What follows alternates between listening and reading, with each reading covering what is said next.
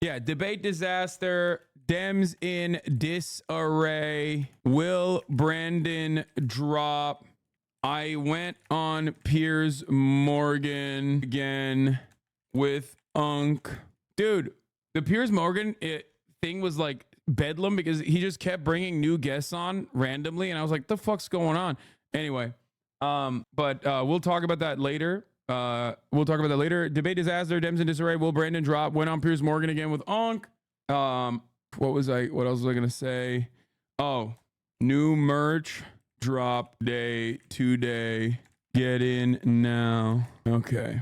It's kind of wild that the merge drop actually timed so perfectly with the fucking first debate, which is pretty crazy because like obviously that shit is way in advance, you know, like months in advance, like planned out for a long ass time, and then it just like corresponded perfectly to that.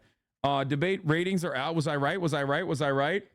I was wrong. It was actually more than that. It was 48 million people who watched it.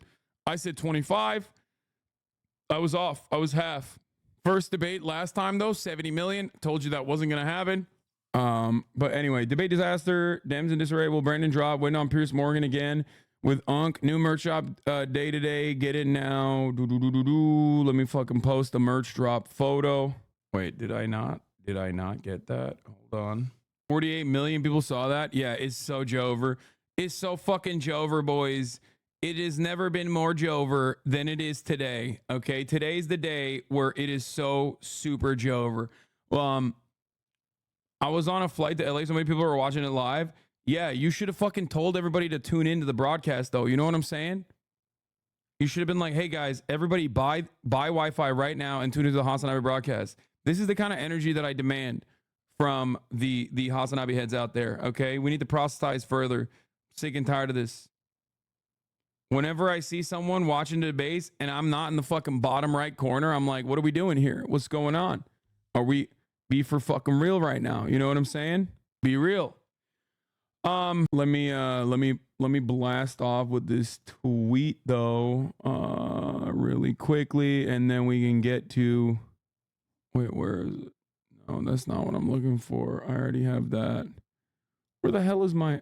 Where did I download that fucking photo to? Oh, it's on downloads. Okay. Well, why is it not showing up then?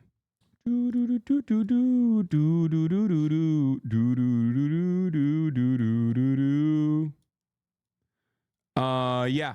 So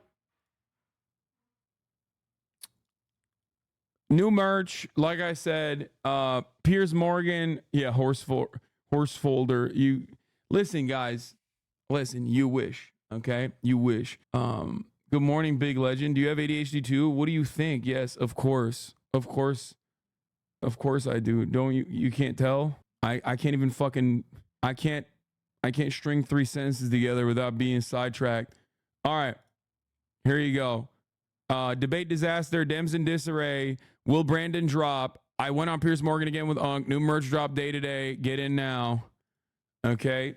The boy is a little bit of a model. Okay. The boy is modeling a little bit. Also, yeah, I forgot, but Nick Merckx banned on Twitch as well. Nick Merckx banned on Twitch for transphobia. You're sounding like Biden right now. Listen. Nick Merckx, more like new merch. Yes. Oh my God. Oh my God. Brandon came out and said, folks, I might not as walk as easily or talk as smoothly as I used to. I might not debate as well as I used to. But what I do know is how to tell the truth. Bro, that's so bad. Bro, that's so bad. That's so bad. That's so bad. Oh, they're definitely 100% going with this. Okay? They're going with this. But yeah, listen. Yesterday was a big day. Today's a big day. A lot of fucking movement, a lot of action, a lot of momentum occurring in the world right now. Okay? And you know, we're back is what I would say. A lot of people are interested and invested in politics, so that's good. And also this has been like one of the most sequential vindication weeks of all time. You know, people who are right-wing charlatans who have positioned themselves on the fuck Hasanabi train, outwardly defending pedophilia, coming out as pedophile, or you know, just getting like genuine comeuppances. And then beyond that, like the Democratic Party basically, like I never thought, okay, after last night's performance, and by the way, we blasted off, so let the people know, I never thought after last night's Democratic Party performance, like before leading up to the debate, I never thought that there would be 11 op-eds on the New York Times that basically would be repeating the things I've been saying for 2 years now, okay? Like, it is actually unimaginable to me. Just like I never would have thought that, like, so many Americans would basically adopt the positions that I've had on Israel, Palestine over the course of the past 9 months. This is literally unheard of, okay? This is unheard of. Blast off, by the way. This is one of the photos. Terminal distribution is one of the shirts. Always right, just too early. Ezra Klein is a Hasanabi head. Speaking of Ezra Klein, I will actually be on Ezra's podcast soon, in like a couple weeks. Anyway. But yeah, Dr. Kid Inspect got demonetized on YouTube. This is a moment of vindication on many fronts, many different fronts, both cultural and social, but also more importantly, like obviously political. Even though this doesn't necessarily mean that the Democratic Party is going to actually do something that they normally don't do and behave in a better way, in a way that is like interested in survival, interested in the continuation of like American democracy. You know what I mean? So make no mistake, like Dems will most likely do the same fucking bullshit that they've been doing. Okay? They've been doing. Like, you need to understand something. This is typical Dem territory. We did this with Ruth Bader Ginsburg. We did this with Dianne Feinstein, and we're doing it again, baby. We're doing it with motherfucking Joseph Robinette Brandon once again.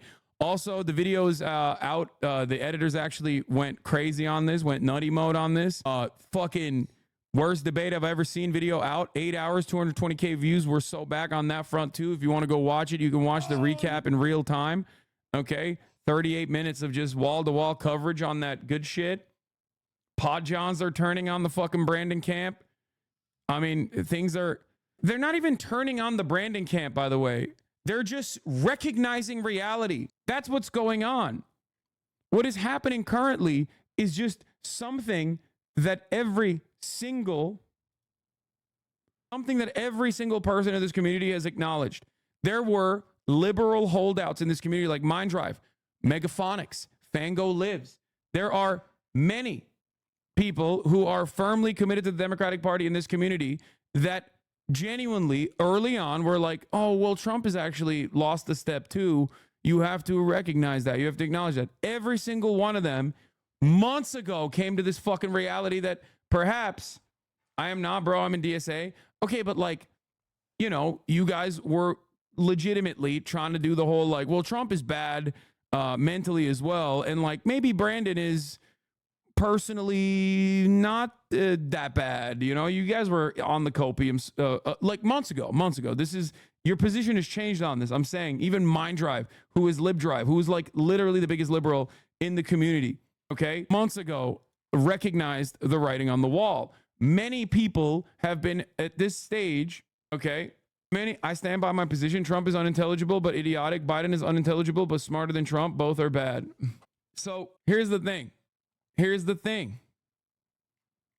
Okay, we have been here for a moment. We have been here for quite some time. We've been here for fucking years at this point. We've been here for a while. Now the Democratic Party is coming to terms with that. The donors are coming to terms with that. And that's a big fucking deal.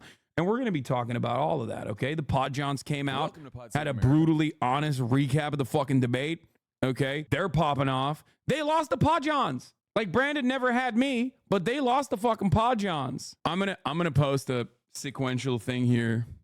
I'm just gonna post a fucking 2-image post here because the Brandon camp has already made their position known. They're not dropping out. That's crazy. Why would they do that? That's literally what they're saying.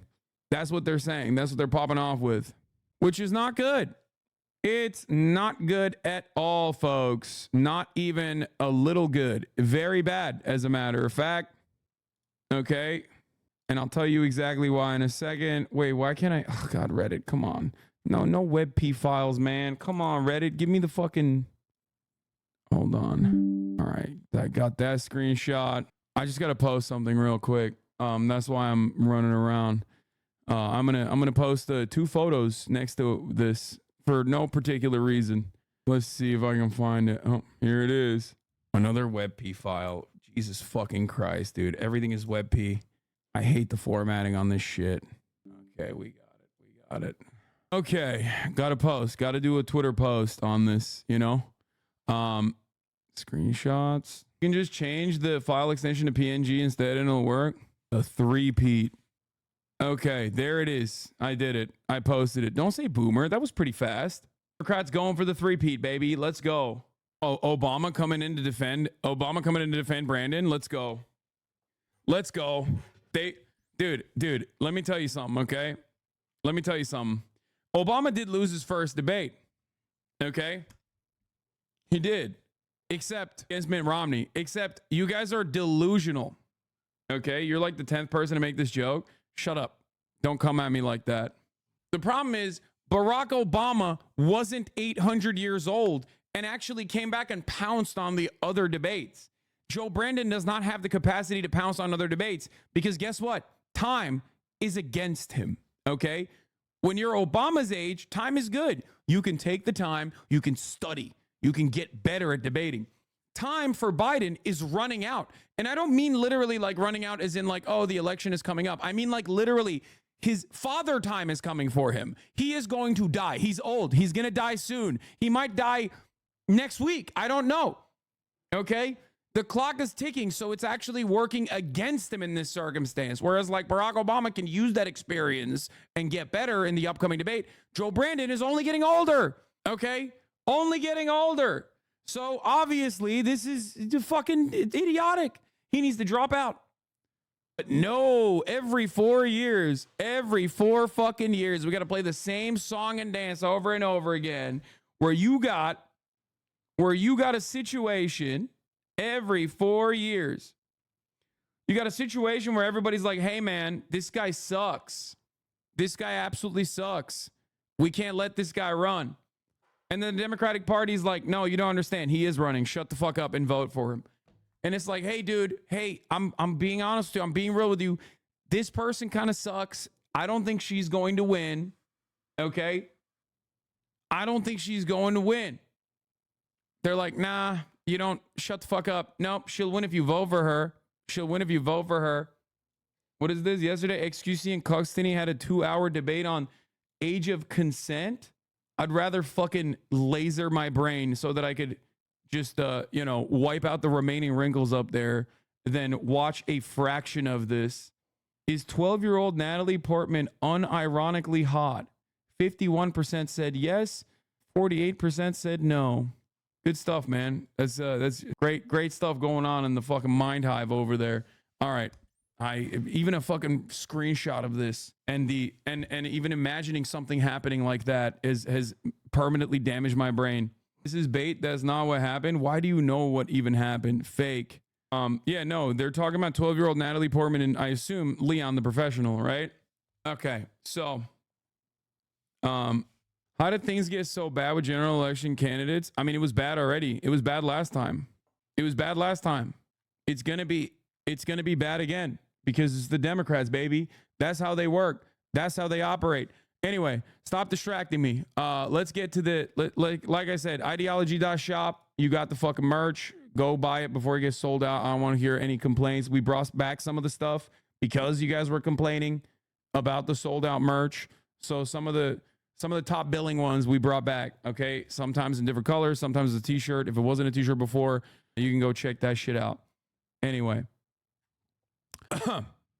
Let's get into it. I went on Piers Morgan. We're not going to do that yet. Where is the they tried to assassinate the World Uniter. Oh, I show speed. Can you talk about how the free shirt thing works? After spending $100. I don't know. Don't ask me any questions ever about merch. Don't do it. I will not be able to give you a good answer. Okay. Race for president. That's exactly. All right. Let's take a look. Now, last night, this is not the customer support line. Okay. Don't come to me with that shit. Okay. Ask Warren James. So, ladies and gentlemen, boys, girls, and MBs. Okay. We're diving head first. We're diving head first into this shit. We're diving headfirst into this, into what happened last night. Absolute bedlam, absolute chaos. It to co-sign your dementia thing. Yeah, relax. It's June. If there's one thing that helps with dementia, it's more time. Yeah. So there were so many moments from this debate, but it was an absolute disaster. An absolute fucking disaster, an unmitigated disaster of epic proportions. The Democratic Party thought that, you know, the expectations are low for Joseph Robinette Brandon. The Democratic Party thought, oh, we'll just put him out there. We'll just put him out there and he'll go out and he'll perform and he won't die on stage. We'll give him the right kinds of drugs or whatever. And he'll be able to, you know, he'll be able to perform. And everyone will look at that and juxtapose him as a candidate who is not dead. We promise you he's not dead. With Donald Trump, a candidate who is alive, but people wish he was dead. You know what I mean? Like, they'll see Trump being chaotic. They'll see Trump being insane. And they'll see Joseph Robinette Brandon be normal and certainly not dead. We promise you he is not dead. He's very much alive, right? That was the goal. That's why they did it so early. They did it so early to show America, because this is an unceremoniously early debate. Okay? So this was like what the Democratic Party thought was going to be a banger. And it was, of course, in the most, you know, classic Democratic Party move, an absolute fucking disaster, because Joe Brandon did not perform. He could not prove to the world that he is alive. Okay? He could not prove to the world that he was live, nor was he alive. Okay? He proved to the world that he was, as a matter of fact, not doing great. Okay? So much so that Donald Trump did do classic Donald Trump shit throughout the entire 90 minutes of this debate, and absolutely zero people care about it. People are not even talking about it. People are barely even registering anything that Donald Trump said, even though he said the same things over and over again. He literally was like, I stubbed my toe. That's immigrants, undocumented migrants. They're changing the furniture in your homes and you're stubbing your toes. They're doing rapes. They're doing rapes all the time. They're doing Olympic level raping. Okay, which is extra ironic because Donald Trump is literally like a court approved rapist. But like, having said all of that, people didn't even fucking look at that. Like, people didn't even factor that into the conversation because of how unimaginably awful the Biden performance was, right? So let's take a look at what the media is saying, because in the immediate aftermath, there was a state of sheer panic. Not even in the immediate aftermath, as a matter of fact, 10 minutes into the debate, when Joe Biden first had that fuck moment, everybody started going, oh fuck, oh my God, he's not going to do it. And he did have a slow start. He tried to recover later on. I don't know why. Normally, you're supposed to be, you know, more with it in the beginning of the debate. And then the second half, you get crazy. That's usually his performance. Judging his old performances, you look at him in the first half, he's like kind of fine. And then in the second half, his brain starts pooping, but people don't care about it. Biden dropped the ball 10 minutes in. And then immediately after that, you had people going, oh no, we are so fucked. Okay? It was 9:11 p.m. Eastern when he broke down, literally 10 minutes into the debate. By far the most frustrating thing about Biden's performance last night is that for the extremely politically plugged in folks like ourselves, if we use 100% of our brain power, we could sort of understand what he was trying to get at, but that's not how it's supposed to work. Exactly. Like, and even on that front, there are many problems, right? Like, if Biden came out there and just like demonstrated that he's competent, most of mainstream media would say, see, he's very much alive. Fuck you guys. You guys are faking it. You guys are doing AI clips of Biden, making it seem like he's not with it.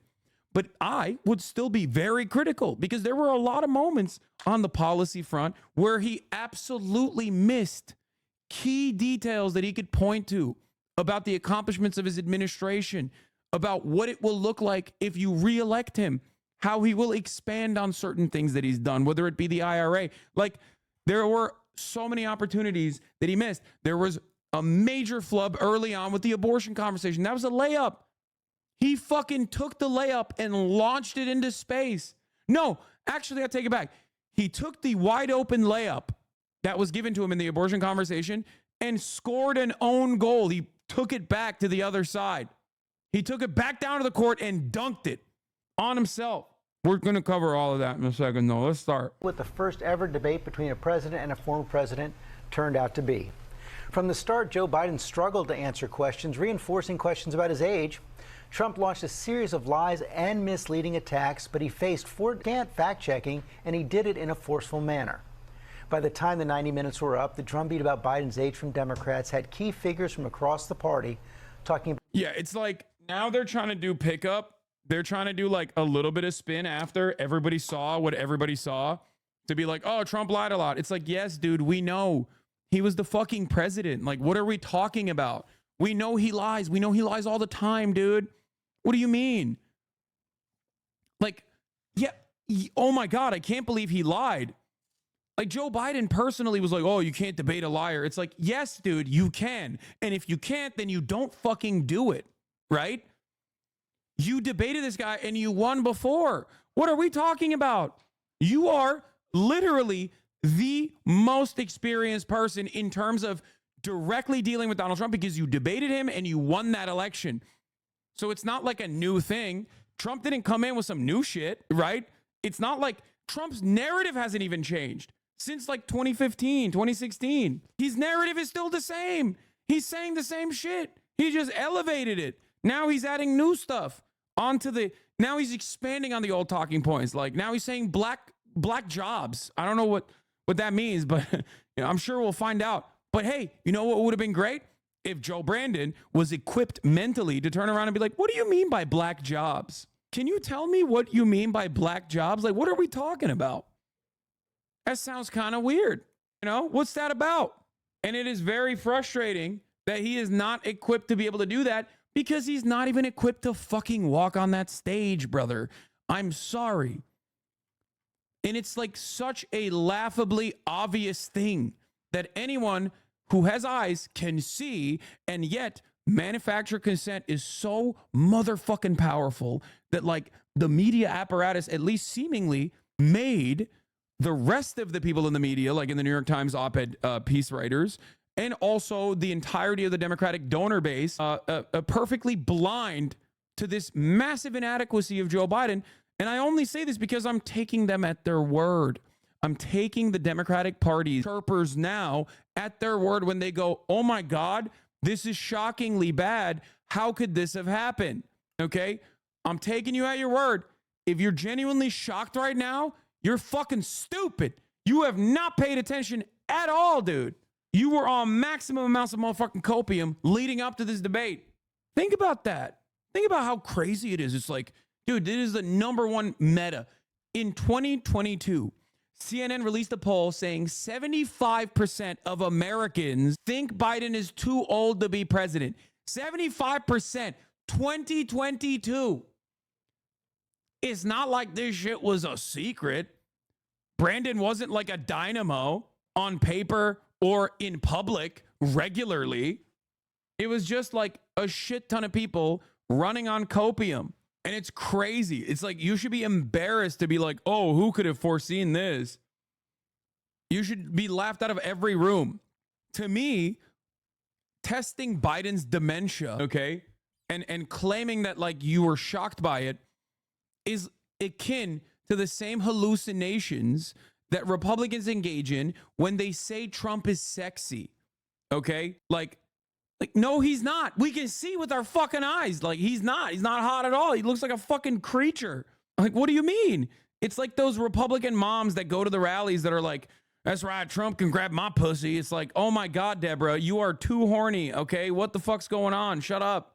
That motherfucker is melting on stage, you know? Like, you're on a level of hallucination, hopped up on pure fucking love for this person that you've deified, Donald Trump, that you think he's like sexy. To me, it is akin to the Democratic inability, the Democratic base of support's inability, the donors' inability to see how fucked up Brandon's brain is, okay?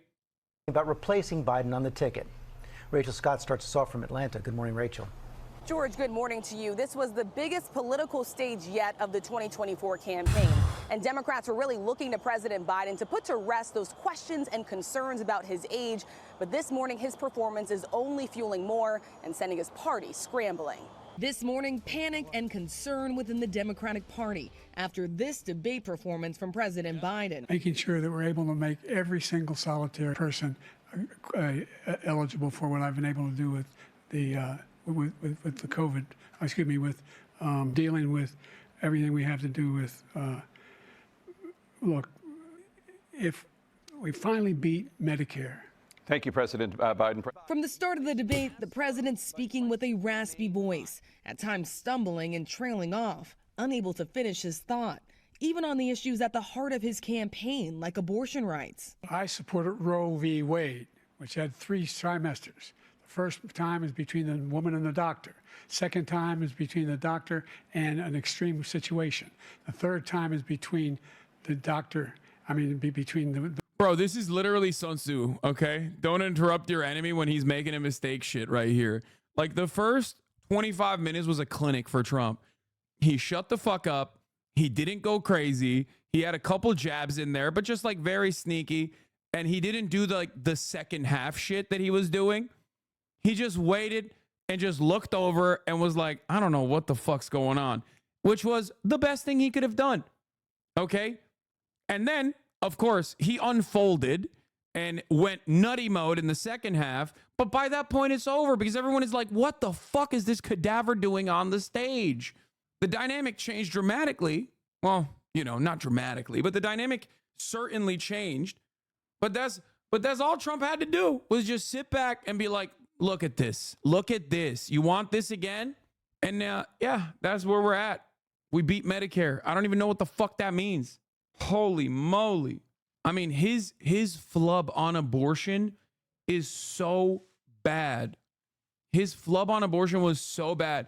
And the people crying to the referees about the moderation not being there because like they weren't fact checking Trump are also, in my honest assessment, crying because they wanted the hand holding that Brandon needed. Okay? That's why they're crying. The woman in the state. The Biden campaign telling reporters the president, who is 81 years old, had a cold, something they did not mention until an hour into the debate. Trump questioning Biden's mental fitness. I really don't know what he said at the end of that sentence. I don't think he knows what he said either. It was the first time the two candidates have come face to face in 4 years. He's, without question, the worst president, the worst presidency in the history of our country. You're the sucker. You're the loser. So, also CNN fucked up by trying to make this shit more civil. If they weren't muting and cutting them off, we wouldn't have noticed how bad they both are. No, honestly, they tried to save Biden multiple times by being like, you're out of time. You realize that, right? There was a couple exit ramps that they gave to Biden with the mute where they were like, you're out of time, Mr. President. And he would go, oh, They tried to save his ass. So ultimately, did you see his rally today? He was more animated. Yes, brother. It doesn't matter. Okay. 50 fucking million people watched this debate. You can't overcome that by being like, but he's fine here. Anyone that has old relatives, anyone that has old fucking relatives knows exactly what's going on. And I feel like I'm taking crazy pills because so many people just don't recognize it. Yes, dude, this shit comes and goes. Okay. It comes and goes. Sometimes he doesn't have that pep in his step. Other times he does. If you have a grandparent that has early stage Alzheimer's or dementia, okay, you know exactly what I'm talking about. Sometimes you have a conversation with them and they're just on the ball. They will recall things with incredible accuracy. And you're like, what the fuck? Is this the same guy? What's happening? And then other times, not so much. Okay. That's exactly what is happening here. Ultimately, though, the moments, the sundowning moments overcome the lucid moments. That's it. That's how it works. Sometimes you're there, other times you're not. Like when I watched Joe Biden last night, okay? When I watched Joe Biden last night, I felt like I was watching him just like holding on for dear fucking life. Do you know what I mean? I felt like he was just sitting there inside of his mind, trapped in his own fucking brain prison, going, please just say the words right. Please just say the words right. While every other part of his body was just failing. Okay. And that is not a good fucking look. That is not a convincing re-election. That is not a convincing re-election candidate. That's not a convincing incumbent that is going to have a major advantage. Okay? It just feels like he's like desperately trying to just say the right things while simultaneously failing to do so. And then that recognition kicks in, and then it snowballs into like more and more flubs. And you have to recognize something. And I said this before the debate. I said this before the debate started. Everybody brought up the State of the Union and said, well, you know, everybody thought State of the Union he was going to fuck up, and he was actually fine. He wasn't fine on the State of the Union. There were moments in the State of the Union where he went off script, where he was having a contentious conversation with Marjorie Taylor Greene, and that's where he had that famous illegals moment, where he was like, ah, them illegals. Which means he is not equipped to be in a contested conversation. Okay? He's just not, like, when he's on script, when he's doing crowd work, right? When it's just like people who adore him or whatever in a rally, that's fine. He's still with it. He can, especially if it's like a good moment, especially early in the day, right? On the State of the Union, he did a decent job, except for moments where he didn't, right?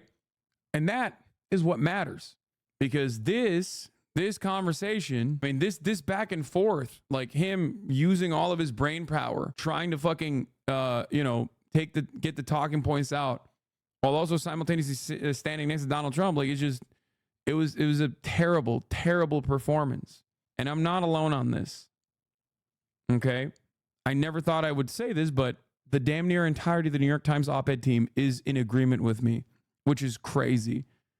Once again, being a leftist means you're right, just too early, right? I've been saying this for 2 years at this point. I've been saying this is the midterms. People were like, oh, midterms are good. Midterms were great for the Democratic Party. It's because of Biden. It was like, no, that's not because of Biden. It's because the Republicans were throwing, okay, Roe v. Wade, and also how gross and stink the normal Republican has become, the normal Republican candidate has become, was genuinely off-putting for people that would fucking go out and vote in the midterms, for the Republican midterms. Yeah, Claire McCaskill agrees with me. I hate that potato woman, okay? I despise her. I think that if she just never had airtime ever again for the rest of my life, that would be great, okay? Major dub for me. I despise her.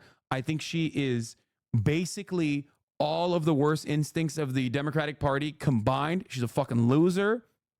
And of course, classically, as a loser, she is a perma-hosting spot on MSNBC. Massively right-wing Democrat. And yet, she basically was almost completely in agreement with myself. Okay? It's really fucking bad. It's really, really, really, really bad. And yet, the expectation from everyone after this awful performance, which I will get into in a second, was that he would drop out potentially, or they would go back and they would, try to come up with a graceful exit for Biden. The Democratic donors were in a state of panic. And yet, there's only two people that maybe could make a difference here, is Jill Biden and Barack Obama. And it turns out Barack Obama came out and said, fuck no, I'm still riding with Biden. So they are locked in, it seems.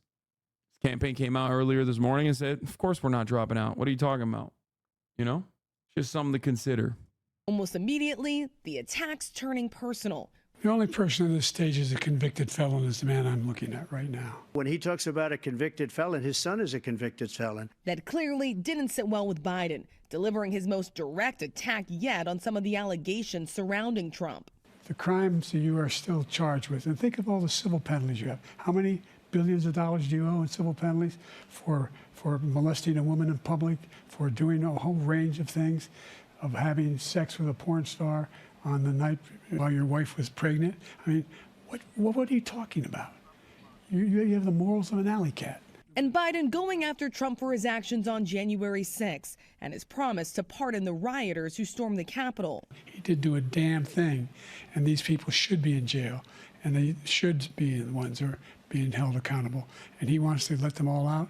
And now he says if he loses again, such a whiner that he is, that it could be a bloodbath. Thank you, President Biden. President Trump? What they've done to some people that are Oh, this was the method. Okay, this was the method. Like he needed to goad him from the jump. He needed to go at him from the jump. He needed to come in there and be like, why am I having a conversation with a convicted felon right now? What is the state of American democracy? This motherfucker is crazy. And then you just let him unwind. And yet he only baited him in the second half. And he also personally couldn't even fucking hold it together in the first half where it mattered. Massive alley-oops were lost. Just so fucking bad, dude. It just doesn't make any sense. Because the goal here is to show that Trump is incompetent, Trump is dangerous, Trump is chaotic, and Trump is like a racist madman who wants to be a dictator, right? And while all of those things might be true, okay, and I certainly believe those things to be true, by the way, okay, make no mistake. If you fail to demonstrate those things when it matters, then you are not capable of being the guy, the only guy who can beat Trump. Because remember, that's how we rolled out Biden. This is the only guy who can beat Trump at a time when there were plenty of people who could beat Trump, right? Now he's lost it completely. Oh. They're so innocent. You ought to be ashamed of yourself. But when pressed on his actions, Trump deflected. And he would not say whether he would accept the results of the November election. If it's a fair and legal and good election, absolutely. I would have much rather accepted these, but the fraud and everything else was ridiculous. Trump pushed several false claims, from insisting there was no terror during his administration to claiming that... Yes, every minute that Biden threw a barb at Trump and made Trump scramble to defend himself, for like a whole minute, he was winning. Exactly. And he should have fucking stayed with that energy from the start. He should have immediately hit him on the felony stuff to like unwind him. That was the number one thing. That was the number one thing that fucking pissed him off right off the jump. They talked about fucking generals for like literally half the debate. It's so stupid. But like for the purposes of like ostensibly showing, because like the Democratic Party's goal there is to show the world how incompetent and how dangerous Trump is. Their goal also is to simultaneously prove that Brandon isn't a fucking cadaver that is rotting in front of our eyes, right? They failed on both counts. And they failed so spectacularly that became the thing to talk about. And then that also created a separate news cycle about the Democratic panic happening. Okay? Massive, massive L. Unimaginable L's. Every legal scholar in the world supported overturning Roe versus Wade. CNN did a terrible job calling out Trump's lies. CNN is a right-wing institution. CNN has openly stated their desires in pivoting to the right. I'm sorry, this was a mutually agreed on, negotiated process. So much so that they didn't even use the Presidential Election Committee in order to host this debate. You cannot fucking cry to the refs after the fact. You put those refs there. Okay? You know Trump lies. You know he's a serial liar. You are running the argument after the fact and going, why didn't they call out the lies? It's like, when have they, bro? They have never done that. You know what he does. You're supposed to be there and go, the fuck do you mean? That's it. I thought you said CNN hates Trump. I don't know. No, CNN loves the ratings that they get from Trump.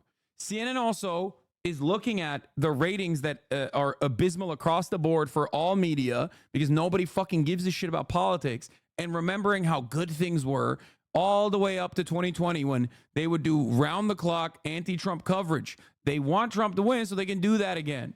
Anyway, that's besides the point though. That like it's so ridiculous. Like the notion of, oh, like CNN didn't do a good job fact checking. Like, where was this energy during the debate? It's like, come on, dude. Come on. Then don't have the fucking debate, okay? Then don't do it. Where is Biden? Where's Biden to address a single part of the fucking, lies that Trump is serially repeating? Is Biden actually capable of doing such things? I don't think so. And I think that's precisely why people were like, why won't CNN hold his hand the entire process? That's it. Every legal scholar wanted it that way. At one point, the two oldest candidates in history bickering over. Like, that's the funniest lie across the board. It's like one of the most consequential ones. The notion that like every single legal scholar and every single Democrat wanted Roe v. Wade overturned is basically akin to going up on that stage and being like, the earth is flat. Okay. And I believe it. And you do too. Everyone believes the world is flat. And the easiest retort to that is, what are you talking about? Name a single legal scholar, and not Mark Levin. Name a single legal scholar, not a Fox News commentator. Okay? You are so insane. If that was the case, then your Supreme Court appointees would not have lied in their appointment hearings about how Roe v. Wade is a super precedent. Okay? They fucking lied. Your people literally lied. You can't say that? You can't even bring that up?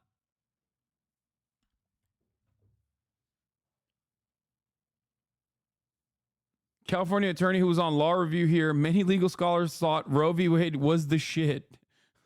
Yeah, it's just it's so unimaginably stupid that he's like, no, you don't understand. The most consequential chickens come home to roost project that was going on for 35 years in the Republican Party through the Federalist Society is actually super awesome. It's super awesome. Everybody loves it. Everybody's thanking me all day about abortion being left up to the states. For their golf game. I told you before, I'm happy to play golf if you carry your own bag. Think you can do it? That's the biggest lie. He's a 6 handicap of all. How is it? Yeah, that's also fucking so dumb. It made both of them look like goddamn dinguses.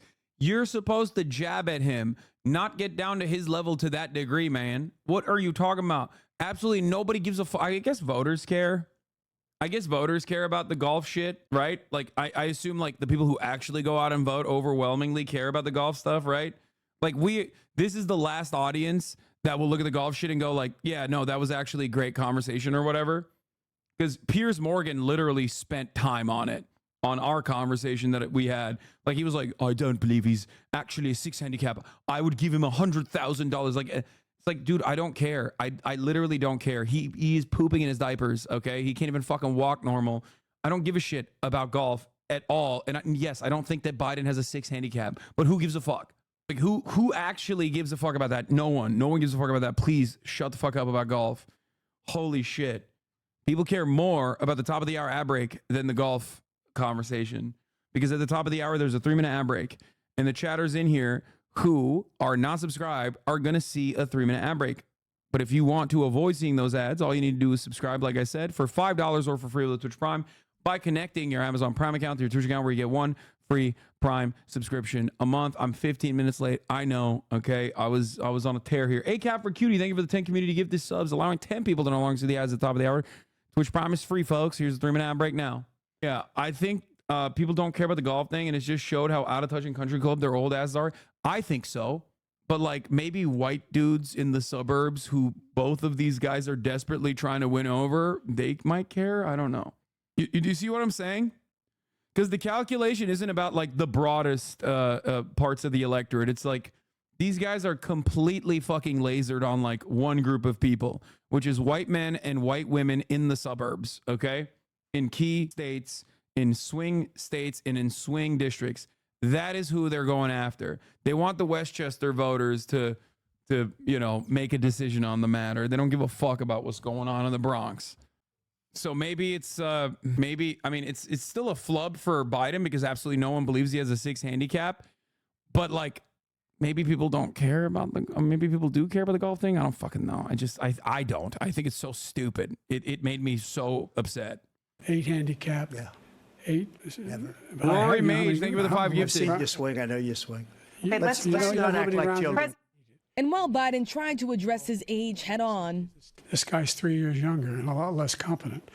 I think that just look at the record. Look at what I've done. Look how I've turned around The most consequential night of the campaign ended with only more questions. Even his own vice president. The suburbs surround the cities, my lord. Yeah. President acknowledging he had a rough go. Listen, he did not get off to a strong start in that debate, but he had a strong finish.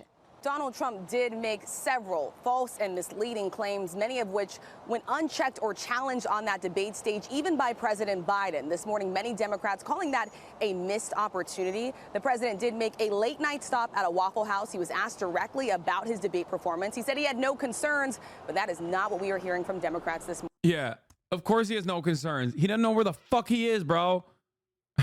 I don't know. Immigrants are raping. We need abortions. What? What'd you say? I'm getting waffles. Getting waffles, Jack. Look alive. I love that he went to fucking Waffle House after. That's so perfectly American. Dude, that is literally, I feel like that is something I would do to eat my feelings away after like a phenomenally bad, exceptionally bad performance. You know what I mean? Like that's some shit I would do just to be like, yeah, I sucked dog shit here and now I'm going to eat my feelings. Yeah. Hopefully, yeah, it puts me in a fucking coma. Anyway. Now, please. So, if you lost to Lud, yeah, to be totally honest, your Biden isn't very good, but it fucking cracks me up every time, so I don't really care. Yeah, it's hard to do a Biden. So yeah, the first flub of the day was here. I'm gonna go through my tweets that like are somewhat of an accurate immediate recap of the timeline of the debate real quick. Hold up. Let me see if I can find it. Let me see if I can just scroll down far enough. Let's take a look here. So yeah, Biden comes out winging. He's trying to cram as many words. He's trying to fucking hit the max word count. Okay. But his voice is absolute dog shit. He sounds like he sounded like RFK Jr. up in this bitch. Okay. Voice is off. He's doing like this whisper thing. 1 HP voice, okay? But he also sounds kind of cracked out. So it's like an L on both counts, okay? He's trying to like say as many things as possible, but he's not doing a good job saying it. Then, 10 minutes in to the convo, he cuts himself off. Like on the 11th minute mark of the debate, once they started talking, once the timer was in, he cut himself off mid-convo. That was really bad. Like that was the holy shit, we're fucked moment for many Democrats, I think. Because once again, this was supposed to be Brandon showing the world that he's not dead. Yeah, he said, and by the way, and then he stopped. Okay, let me see if I can find that. Do we have that clip? Anyway, and then, wasn't he muted there? No, dude. No, he said, by the way, and then they ended the conversation. Okay. He just stopped talking. You saw it. Chatters are going maximum copium mode. You're going to need Narcan pronto if you cope this hard. Okay? If the copium levels are through the roof right now for many of you, you're going to need Narcan eventually. You're overdosing. Okay? It would have been fire if he died then, let's be real. Yeah, I mean it'd be crazy. Yeah, you need Narcope. Congrats on 100K viewers last night. Yeah, we're back, baby. We're back. People care about politics again. For like a little bit. Make no mistake. They're not going to care. They're not going to care about it consistently. Here. I made sure every company in the world, every pharmaceutical company cannot have to pay. Thank you. And by the way. So every day. Yeah. They didn't mute his mic. He said, by the way, there you go. Okay. You can hear CNN say thank you. I know. I understand that. I know his time was up. Look. And by the way. So every day. What are we doing here? I feel like this is the best proof that Americans need health care. Anyway, thank you, Mr. President. Moving on. Okay. And that was a save for him, for the record. Okay. That was a save for him. Okay. That was a save for him. This is another one of those instances where like the CNN crew was trying to fucking save him. Anyway, that's the one. That's one of the moments. That is the first moment. Okay. The abortion one was really, really bad. Excuse me, with dealing with Oh, and then he in had history. this. There's never been. And as far as Afghanistan is concerned, I was getting out of Afghanistan, but we were getting out with dignity, with strength, with power. He got out. It was the most embarrassing day in the history of our country's life. Child care, elder care, making sure that we continue to strengthen our healthcare system, making sure that we're able to make every single solitary person eligible for what I've been able to do with the with the COVID. With dealing with everything we have to do with. Look. Oh no. No, not the side eye. Oh no. Thank you, President Biden. President Trump? He said, look. Oh, they cut him off. This morning, the court ruled on yet another abortion case, temporarily allowing emergency abortions to continue in Idaho. Here's a layup, despite that right? state's Here's a restrictive layup. ban. Former President Trump, you take credit for the decision to overturn Roe v. Wade, which returned the issue of abortion to the states. Come on, good. Bring it back. However, This is a good one. This is a good one for the Democrats. Come on, Joe. Don't f this up, Joe. Stop the fact. To abortion Believe. pills. They're used in about 2/3 of all abortions. As president, would you block abortion medication? First of all, the Supreme Court just approved the abortion bill, and I agree with their decision to have done that, and I will not block it. The vast majority of constitutional scholars supported Roe when it was decided. Supported Roe. And that's this idea that they were all against it is just ridiculous. So I'm gonna cut him off here and explain what he's trying to say. Okay, he's trying to say, trying to turn back Roe v. Wade, overturn Roe v. Wade, and bring the decision back to the states is basically like the same argument that slavers made during the Civil War. Right? He's trying to say that. He's trying to be like, oh, this is like, there's no states' rights on this issue. Like, you're ridiculous. It's settled law. Right? And this is the guy who says the state should be able to have it. We're in a state where in 6 weeks, you don't even know whether you're pregnant or not, but you cannot see a doctor and have him decide on what your circumstances are, whether you need help. He said him as a doctor. He's not woke. Do this is a little like saying we're going to turn civil rights back to the states. Let each state have. Yeah, see, it's like looking at settled law, like civil rights, and saying we're going to return it back to the state. Which, by the way, we did do that. The Supreme Court did do that technically, not for the civil rights, but not for civil rights across the board, but for voting rights, they did do that. So that is kind of a pivotal part of the Democratic Party's platform on voting rights, restoring voting rights. Anyway. Oh no, what is this? Meth. This is such a dumb emo. Look alive! A different rule. Look, there's so many young women who have been, including a young woman who just was murdered, and he went to the funeral.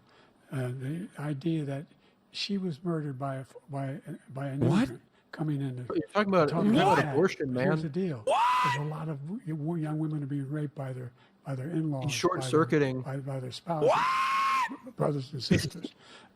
So the argument he's trying to make is that Republicans try to claim here.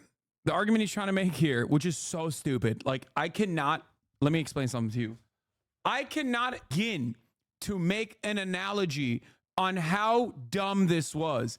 He took the only issue that he is leading on by like 20 points, abortion, and recentered the conversation on an issue where he's losing by 20 points, if not more.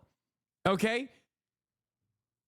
What he was trying to say there was, oh, Republicans love to care about Americans getting killed by immigrants, and you put out the woman, you talk about the girl that was killed by an undocumented immigrant as though you care for women, okay? Meanwhile, there are women all around the country that are dying as a consequence of not being able to get this medical procedure due to the overturning of Roe v. Wade. So you don't care about women. That's the point that he was trying to make. It was the worst point that he could have made, okay? Because why in the ever-loving fuck would you try to recenter the conversation on abortion to immigration?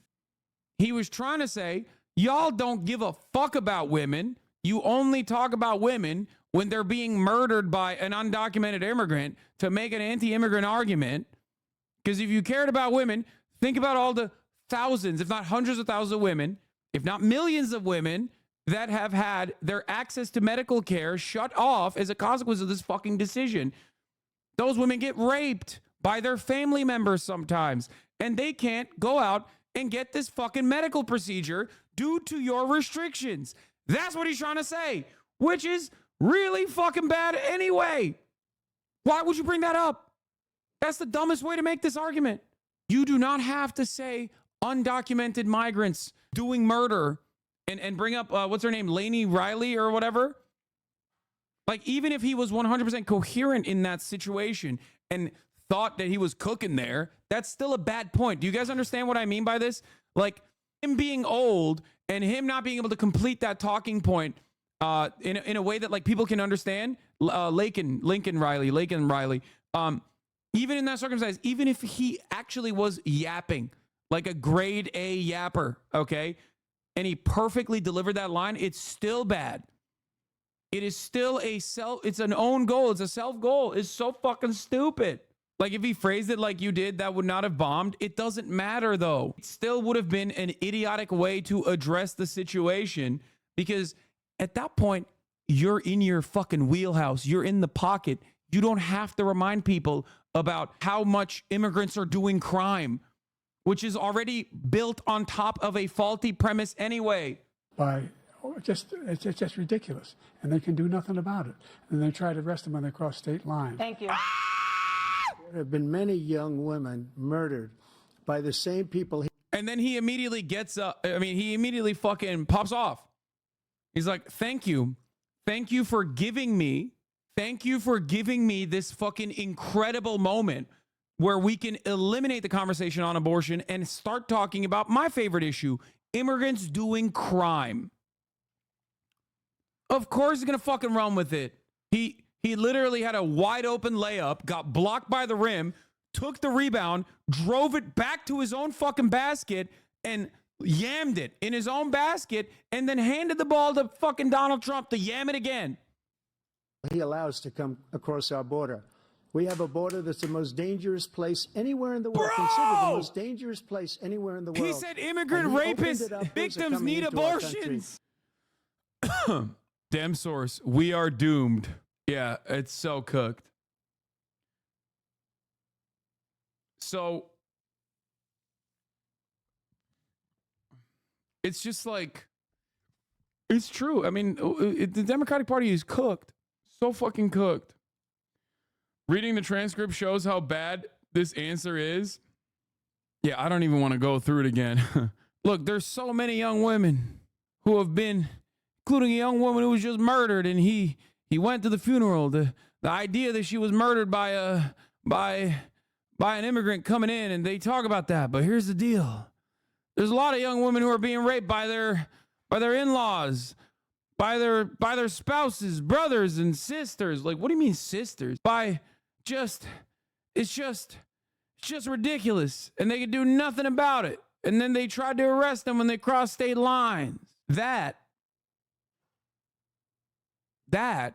is not somebody fucking flubbing a good point. Okay? That is brain rot. That is his brain leaking out of his fucking ears, dude. Yeah. Nothing explains why, when handed a perfect abortion question on a silk pillow, Biden started talking about how a woman raped and killed by an illegal immigrant. That's not over preparing. That's something else. Thank you, David Weigel. Okay? Dave Weigel is absolutely right.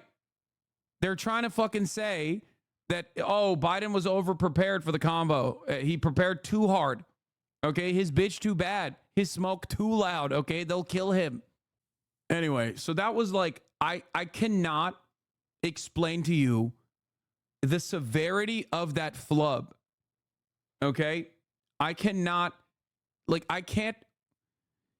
there's no amount of overstating this. Okay? It's just, it is so unimaginably bad. So bad. And there's no salvaging that. Because even if he was coherent in that moment and delivered that line, it still would have been so fucking stupid because of what Donald Trump did immediately after. Because this is a back and forth conversation when you change the dynamic of the conversation voluntarily to abortion, from abortion, which is an issue that you're strong on, to immigration, which is an issue that Donald Trump loves talking about. He did not shut the fuck up about immigrants the entire night. Oh, it's over. Just a horribly bad moment. Okay. And then there was a litany of other idiotic moments from the debate, obviously, and we'll get through them as well. Here, let's take a look at this. The 46th president of the United States, Joe Biden. Folks, how are you? Great to be here. Thank you.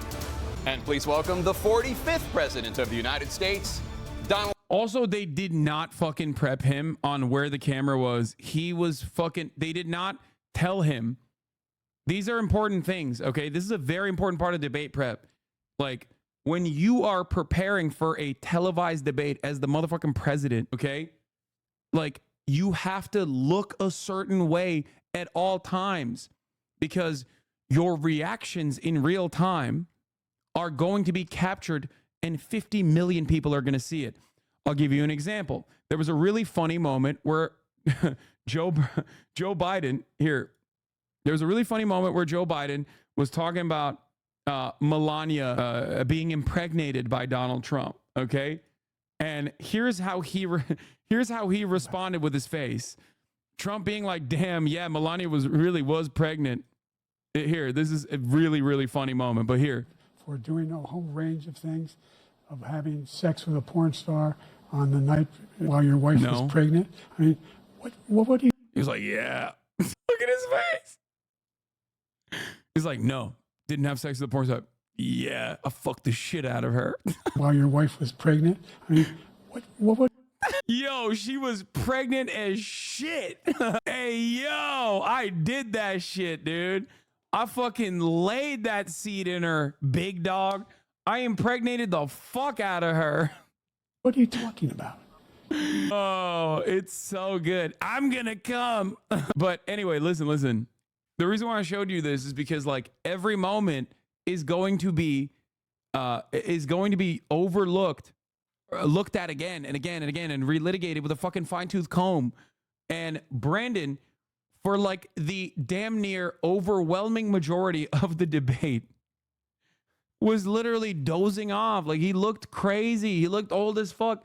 And that's honestly something you can't really save in this situation. Like he can't change his face. He's got old man face. It's just time. It's father time. Right?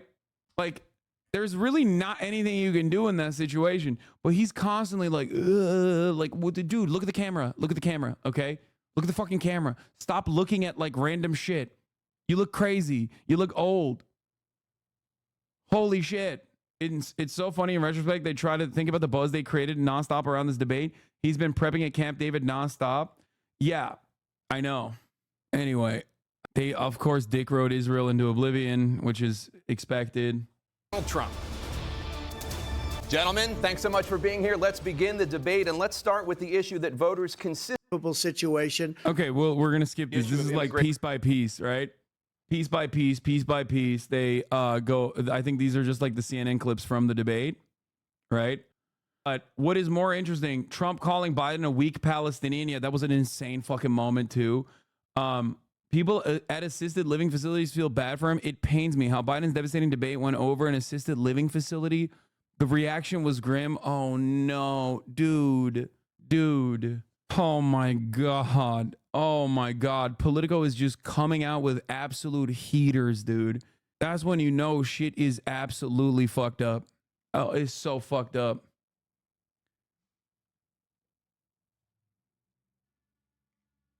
Anyway, we'll do Morning Joe. We'll do like the reactions, but like in the immediate aftermath of the debate, and there's a couple other like high notes that I want to get to, but like you could see when Biden woke the fuck up in the second half, which was surprising because I thought it was going to be worse. The shit that he cares about were so stupid. The shit that he actually like popped off on were so incredibly insignificant. Like, oh, presidential scholars hate you. It's like, bro, nobody gives a fuck about presidential scholars. I am a fucking politics nerd. I do this shit for a living. I cover this shit literally 10 hours a fucking day, 365 days of the goddamn year. And I have never heard or have ever even remotely cared about presidential scholars saying like, oh yeah, Donald Trump sucks. Like, that's insane. That's insane, brother. That is so crazy. Like, that is, what are you saying? And he was so invested in that meta. He was so invested in the 4-star general said you called the veterans gay and weak. and that, those were where he like popped off. I feel like he was trying to provoke a reaction. I know, but it's like, but like, do it on stuff that people care about. Okay. Do it on stuff that people care about, because that's not a good way to bring that up. January 6th is a decent way to try and bring that up. Okay. To be like, you're a loser and you're a sore loser, which is the worst kind of loser. And you're willing to throw American democracy aside specifically for your narcissistic desires. Like, anyway, Harry Sasson was low-key funny in the Pierce show. Yeah, I love that he attended that. I wish I could talk to him more on there too. He said Hassan is a big fan of mine. No, so I suspect he's seen my criticisms of him. But he popped off on fucking the Patrick Bet-David guy. Anyway, let's look through the Biden and Trump debate border and immigration policy, which was, again, a own goal. Immigration and border security. President Biden, a record number of migrants have illegally crossed the southern border on your watch. Overwhelming border states and overburdening cities such as New York and Chicago, and in some cases causing real... Like, this is, I'm putting my wonk hat on, okay? Imagine I'm a Democratic Party loyalist who's a wonk. I'm working with the fucking Brandon administration. They're like, Hassan, what do we do? A lot of people are going crazy over this immigration hysteria. This is not right now, but like, let's say 8 months ago, 9 months ago, right? 10 months ago. Okay. And they're like, yo, what's happening? Like, fucking Greg Abbott is like shipping migrants. I've talked about this before. I immediately come out and showcase all of the, data-backed talking points. Immigrant crime is not a real thing. It is a manifestation of Republican hallucinations. Okay. It's hysteria. It is no different than the crime panic that went around all the way from local TV, all the way up to fucking network television that the Democrats flubbed on as well. Right. Migrant crime is not a real phenomena in the data sense of the word. It's not like immigrants, undocumented immigrants, are responsible for less crime per capita than documented U.S. citizens are. Okay? That's just facts. As far as drugs coming over the border, immigrants are bringing drugs over the border. Also bullshit. The Department of Homeland Security's own data shows that drugs are coming over the border from regular ports of entry. Oftentimes, in the majority of cases, in the regular border apprehensions, right, it's actually being trafficked by American citizens inside of their own vehicles. It's not the abuelas that are fucking, shoving fentanyl in their pockets and running over the border. We're talking about, millions of fucking pounds of drugs being shipped into the United States of America. So all of this is based on a falsehood, and Republicans are lying again. So that's what I would roll with. That's what I would roll out with and say, Donald Trump is fucking racist. He hates Mexicans. He hates Guatemalans. He hates Hondurans. This is the backbone of this country. We're a nation of immigrants. We would not be what we are if we didn't have all of these, if we did not have a steady flow of immigration into this country, which is true. Okay, that's a fact. But the Democrats didn't do that, right? They, on the policy and politics front, went with complete capitulation to the right-wing framing on the issue. Immigration in previous years had been perceived as an economic problem, which in some respects it is, right? But now Republicans have leveled it up. Now they say it's a national security problem because immigrants aren't just stealing your jobs. They're also stealing your money from your pocket and, raping your wives and sisters and whatnot. That's unimaginably racist. And it's also, just like the immigrants are stealing your jobs, a complete falsehood, okay? Complete falsehood. So the fact that there's any sort of capitulation to that right-wing framing is an immediate L, right? I gave you guys the example. I gave you guys the analogy of Medicare for All with Bernie Sanders versus Donald Trump. Obviously, if Donald Trump turned around and was like, I love Medicare for All, absolutely zero people would go, yeah, that guy's being honest about Medicare for All. I'm going to vote for him because he's the Medicare for All candidate. No, everyone would go, see, Even Donald Trump agrees with Bernie Sanders. We love Bernie Sanders. That's what people will say. And yet, the Democrats fucked up on that front. And every step of the way, Biden has leaned further and further into the right-wing framing on immigration being a problem of national security. Immigrants are coming in to do terror. Immigrants are coming in to do rapes. Immigrants are coming in to do crimes specifically. These are military-aged men coming over the border, not to work, not to create a better future for themselves, not because they're escaping violence or dire economic circumstances or political violence, but instead coming over to the United States of America with one purpose, and that is to do crime. That is ridiculous. It is ridiculously racist, right? And it's also untrue. Not only is it racist, as many racist things are, it's also untrue, as all racist things are. So Biden is already coming into this conversation with with an absolute loser position, right? Because he's already ceded ground to Donald Trump on the immigration front. And beyond that, he still tries to run this narrative like, oh, the Border Patrol liked the bill. Yeah, they did. They liked the bill that Biden put forward because it was the Trump bill, right? Till Donald Trump said, fuck this bill, because I want to use immigration as a talking point in the reelection. And Biden and the Democratic Party thought that hypocrisy will work. Of course it doesn't work. You're fucking stupid. Democrats try to do this all the time. And if you bring up the Border Patrol Union, thinking that they're going to say, yeah, we did originally sign off on this fucking bill, you're an absolute idiot, because they immediately came out and tweeted, we have never endorsed Biden and we will never endorse Biden. Trump was able to say on that stage, oh, you mean the Border Patrol Union that endorsed me for re-election? Just an absolute whopper, just an unimaginable L. So even in his coherent moments, he's still fucking failing. Real safety and security concerns. Here it is. Given that, why should voters trust you to solve this crisis? 423,000 Because we worked very hard likes. to get a bipartisan agreement that not only changed all of that, it made sure that we are in a situation where, Like, that's your big W, that you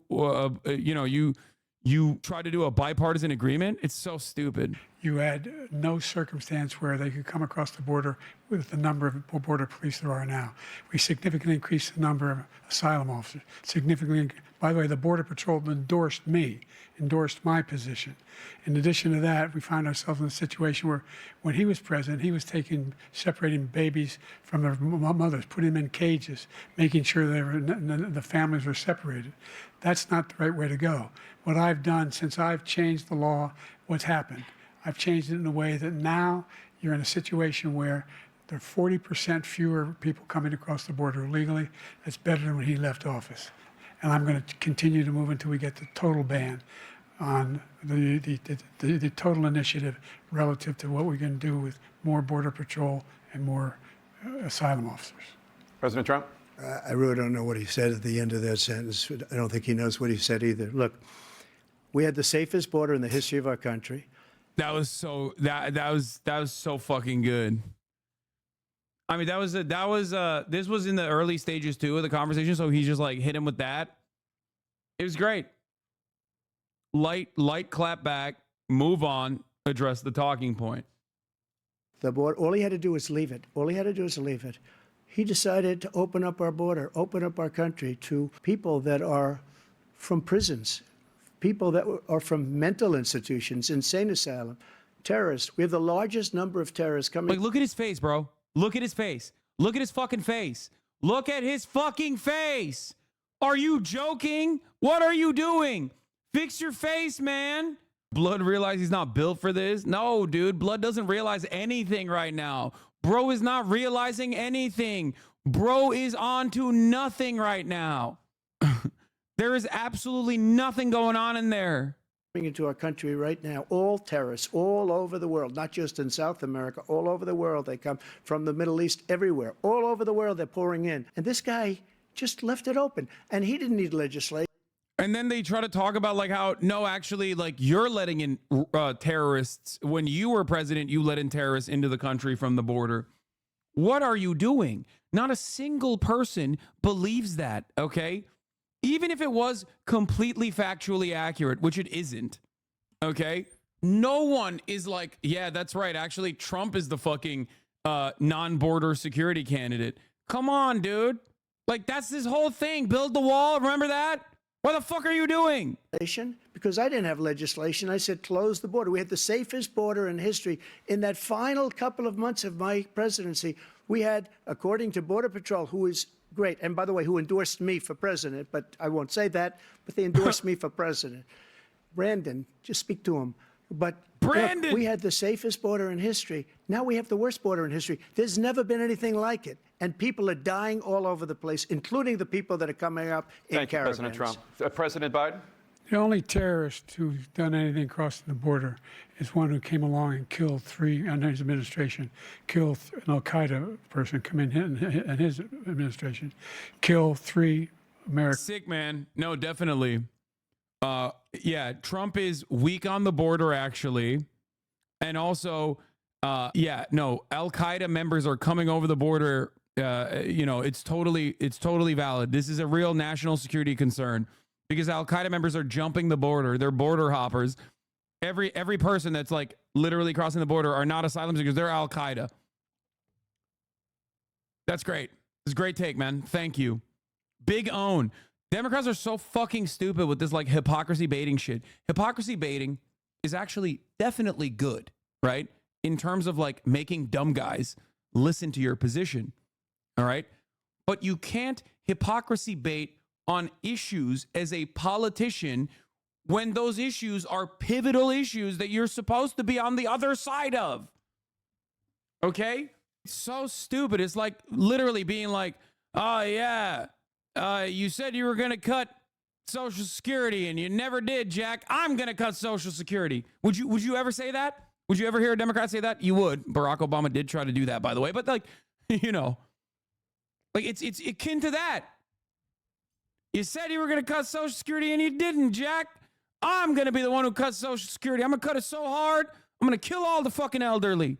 It's good stuff, man. Assume his position. And then what? Hypocrisy fish on the other side of the fucking argument? American soldiers, kill 3 American soldiers. That's the only terrorist that's there. I'm not saying that no terrorist ever got through, but the idea they're emptying their prisons, we're welcoming these people. That's simply not true. There's no data to support what he said. Once again, he's exaggerating. He's lying. Look, this is a point where he's not even supposed to bring up the Al-Qaeda shit. He's supposed to go, you are wrong. You are lying. This is complete panic. Okay? This is complete hysteria. All available data shows consistently that undocumented migrants are responsible for less crime per capita. Here, per capita. That means they are doing less crime. If the entire country was undocumented immigrants, the crime rate would be lower. Okay? Less crime per capita than documented U.S. citizens, natural-born U.S. citizens. This is a lie. Okay? You are lying. Fine. President Trump, staying on the topic of immigration, you've said that you're going to carry out, quote, the largest domestic deportation operation in American history, unquote.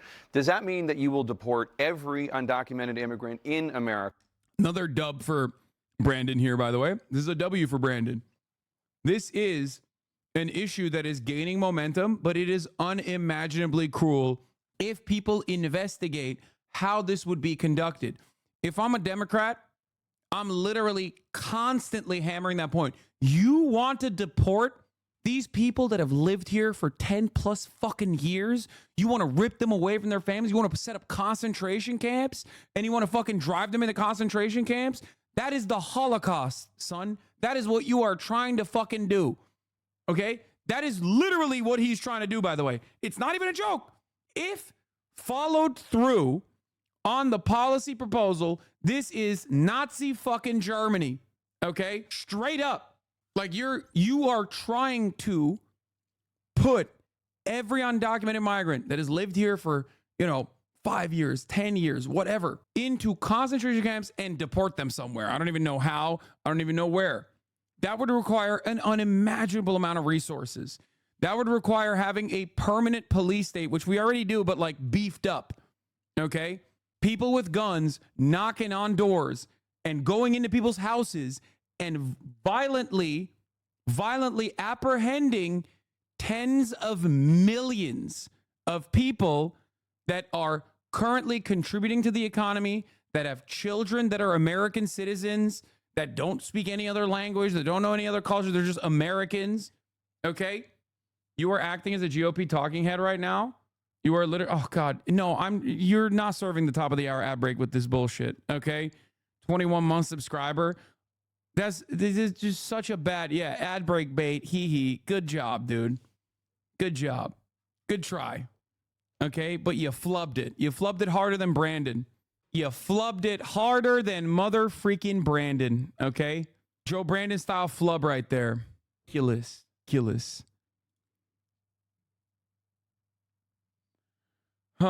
Trump is live for the first time since the debate.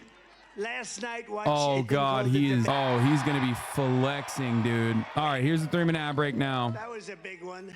But as you saw on television, we had a big victory against a man that really is looking to destroy our country. He's the worst. He's the most corrupt, the most incompetent president in the history of our country. And we have to take it back from that party. That's an evil party, despite the fact that crooked Joe Biden spent the entire week at Camp David resting, working, studying. He studied very hard. He studied so hard that he didn't know what the hell he was doing. He got the debate rules that he wanted. He got the date that he wanted. He got the network that he wanted. With him defend his atrocious record. It's not defensible. I don't care who you were. You could be the late, great Clarence Darrow. Has anyone ever heard of Clarence Darrow? He was known as quite a good debater. Not as good as your governor, but that's okay. Hello, Governor. I can't miss this guy in the crowd, but his son's much better looking than him. Joe Biden's problem is not his age. It's not his anything, really. He's got no problem other than it's his competence. He's grossly incompetent. You know, they keep saying old. I know people that are much older than him that are doing unbelievable things, making a fortune. I knew a man that at 79, he was never a success, and he made $1 billion and a half from 79 to 92. And that's what it is. It's not his age, it's his competence. He's not respected anywhere in the world. Our country is being laughed at all over the world. Biden is using the weaponization of his Justice Department, the FBI, local district attorneys and attorneys general to try and win an election against his political opponent. That happens to be me. Do you know who I am? Something that actually was unthinkable in our nation. Pee. I'll be back. But which is very common in third world countries or in banana republics. That's what he's doing. He's using law enforcement to try and hurt his political opponent. Every one of those things last night, you saw that, was all started by this guy, this crooked guy. And not only crooked, I mean, just so bad in so many ways. He's killing our country. He's incapable of winning based on his far-left policies of open borders, massive tax increases, the Green New Scam. That's a windmill on every corner, most of which don't work. And things like putting men in women's sports, really not a great idea. As every American saw firsthand last night, this election is a choice between strength and weakness, competence and incompetence, peace and prosperity, or war or no war. They like a war. They love wars. You know, they love killing people. It's so wonderful. You know, I'm the only president in many, many decades that didn't start a war. I finished one. I beat ISIS in record time.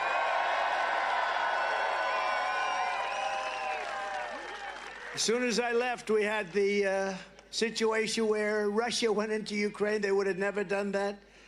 And where Israel's attacked. And then we had inflation. And then we had that horrible, horrible event that took place in Afghanistan. The worst, I think the most embarrassing moment in the history of our country.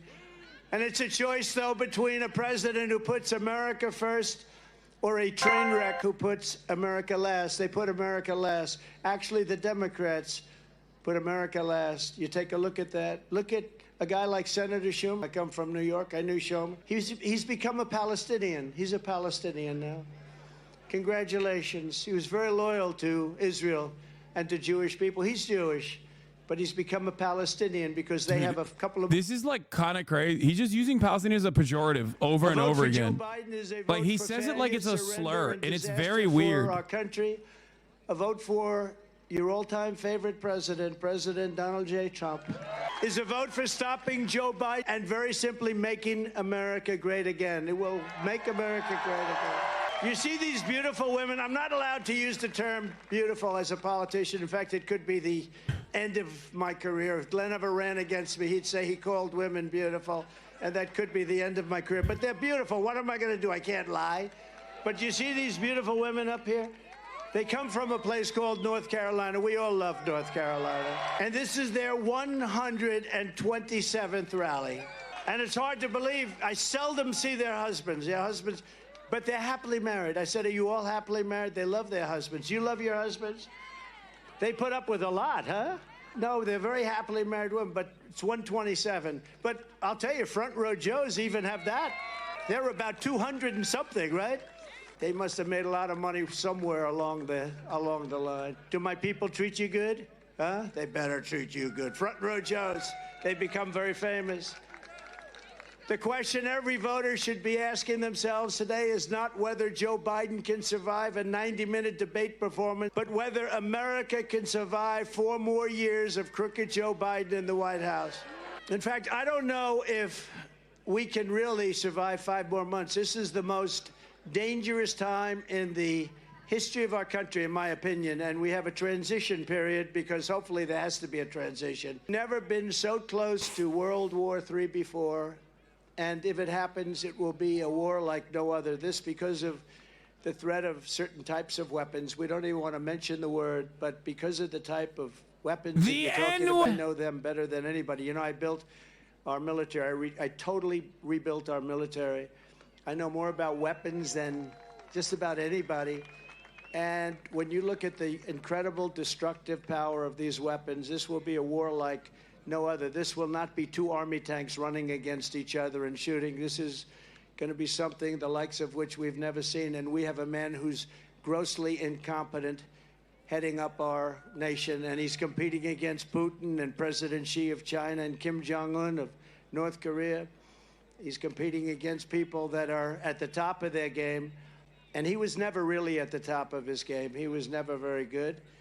But now he's really not good. Last night was a defeat not only for Biden, but for the entire radical left Democrat Party and the fake news media who have been lying to the American people as our country was being destroyed.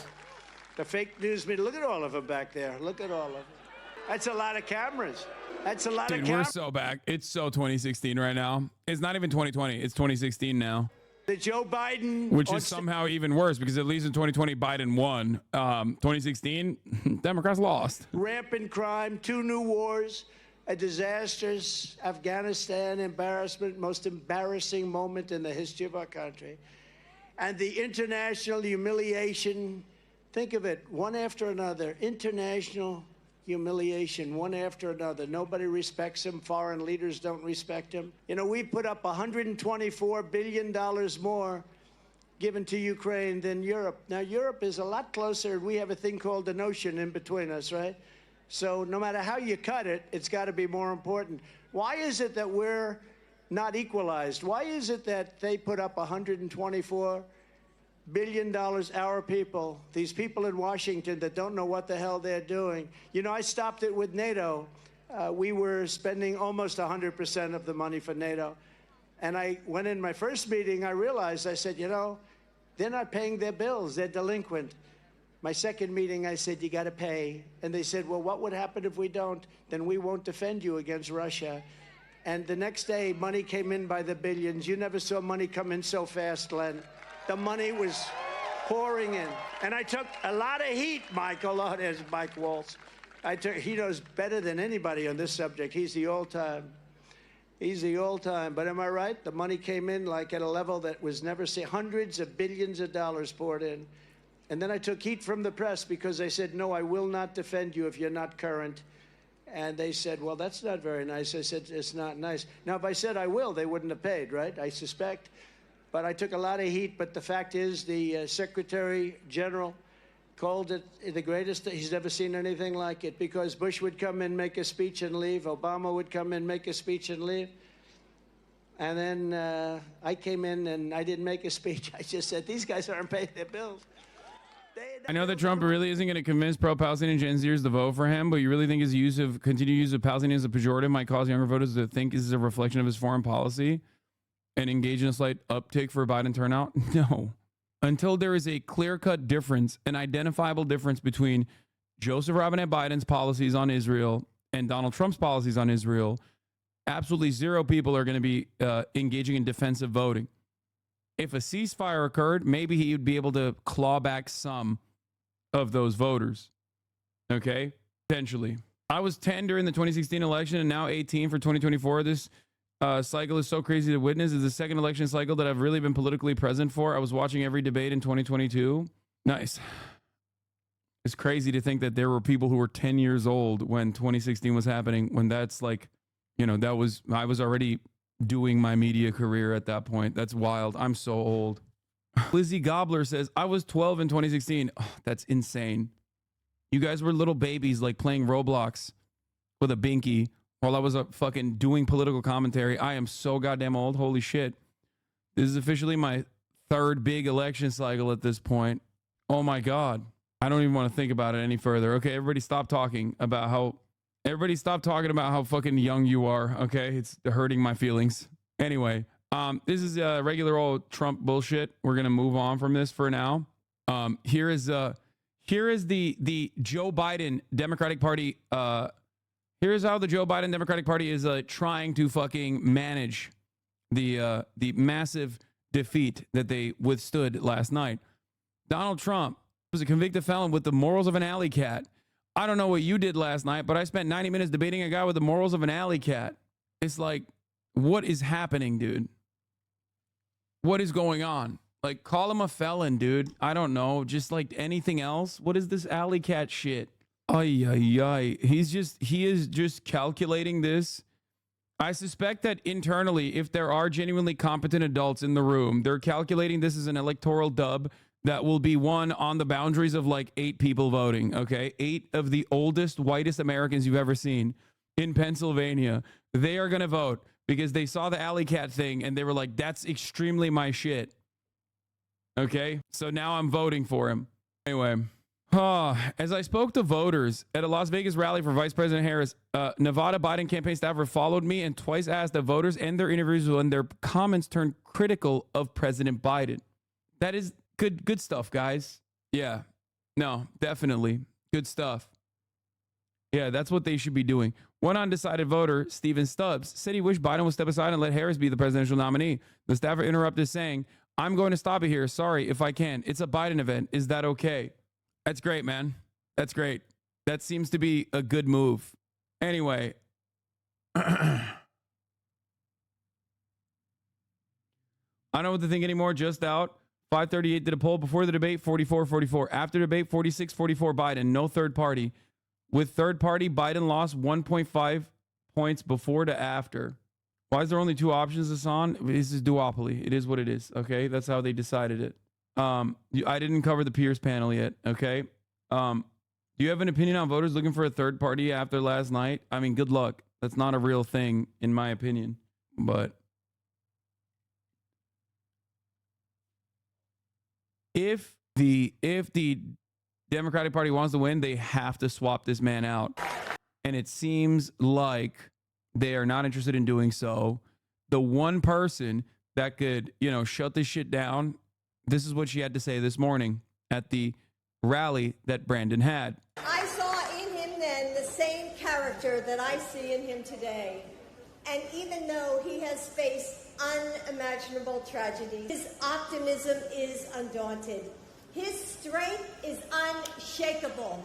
His hope is undeterred. I saw in him then the same character. Yeah. If only they loved governing as much as they love losing, the Democratic Party, yeah, that'd be great. Hold on. All right, so let's get back to the fucking Trump debate, border and immigration policy before we move on from some of the highlights or lowlights of last night. Including those who have jobs, including those whose spouses are citizens, and including those who have lived here for decades? And if so, how will you do it? My goat. Just 1 second. He said we killed 3 people. The people we killed are al-Baghdadi and Soleimani, the 2 greatest terrorists, biggest terrorists anywhere in the world. and it had a huge impact on everything, not just border, on everything. He's the one that killed people with the bad water, including hundreds of thousands of people dying, and also like that is, dude, Donald Trump right there said immigrants have killed hundreds of thousands of Americans. Okay? Like that statement in and of itself is like, that's it. It's over. What are we doing here? Donald Trump said Joe Biden opened up the border to like rapist, criminal, murderer, serial killer immigrant, and the American murder rate skyrocketed due to this migrant crime. Hundreds of thousands of Americans dead. What are we doing? What are we doing? What is going on? I hate to be that guy, but he was talking about bad wars, not immigrants right there. Oh. People with the bad water, including hundreds of thousands of people. Bad wars? Dying. And also killing our citizens when they come in. We are living right now in a... Oh, he was saying he killed hundreds of thousands of people with bad wars. My bad. I misunderstood. I thought he was... I thought he was talking about fucking migrant deaths. Rat's nest. They're killing our people in New York, in California, in every state. My mistake. We are talking about immigration. We are talking about, and he quickly turns back and says, like, you know, immigrants are responsible for so much death and destruction in the country. So I thought maybe he was saying Biden is responsible for 100,000 immigrants being killed because of the bad border. Did he say bad wars or bad border? Or did he say bad? What are we doing? Why are these the two options? What is happening? What is going on? I'm losing my mind a little bit. Aren't you? I feel like this is mind numbing. This is unimaginable. What the fuck is happening? Oh my God. I speak fluent MAGA. He meant border, brother. I speak fluent MAGA. Slow down the video. He says border. Which dystopia do you like? Not this one. I am not liking this one. This dystopia, not great. In the union, because we don't have borders anymore. Every state is now a border. And because of his ridiculous... CNN transcript, he's the one that killed people with the bad water, including hundreds of thousands of people dying, and also killing our citizens when they come in. Yeah, that makes no sense. Anyway, let's continue. Insane and very stupid policies. People are coming in and they're killing our citizens at a level that we've never seen. We call it migrant crime. I call it Biden migrant crime. They're killing our citizens at a level that we've never seen before. And you're reading it like these three incredible young girls over the last few days. One of them, I just spoke to the mother, and they just had the funeral for this girl, 12 years old. This is horrible what's taken place. What's taken place in our country, we're literally an uncivilized country now. He doesn't want it to be. He just doesn't know. He opened the borders. Nobody's ever seen anything like.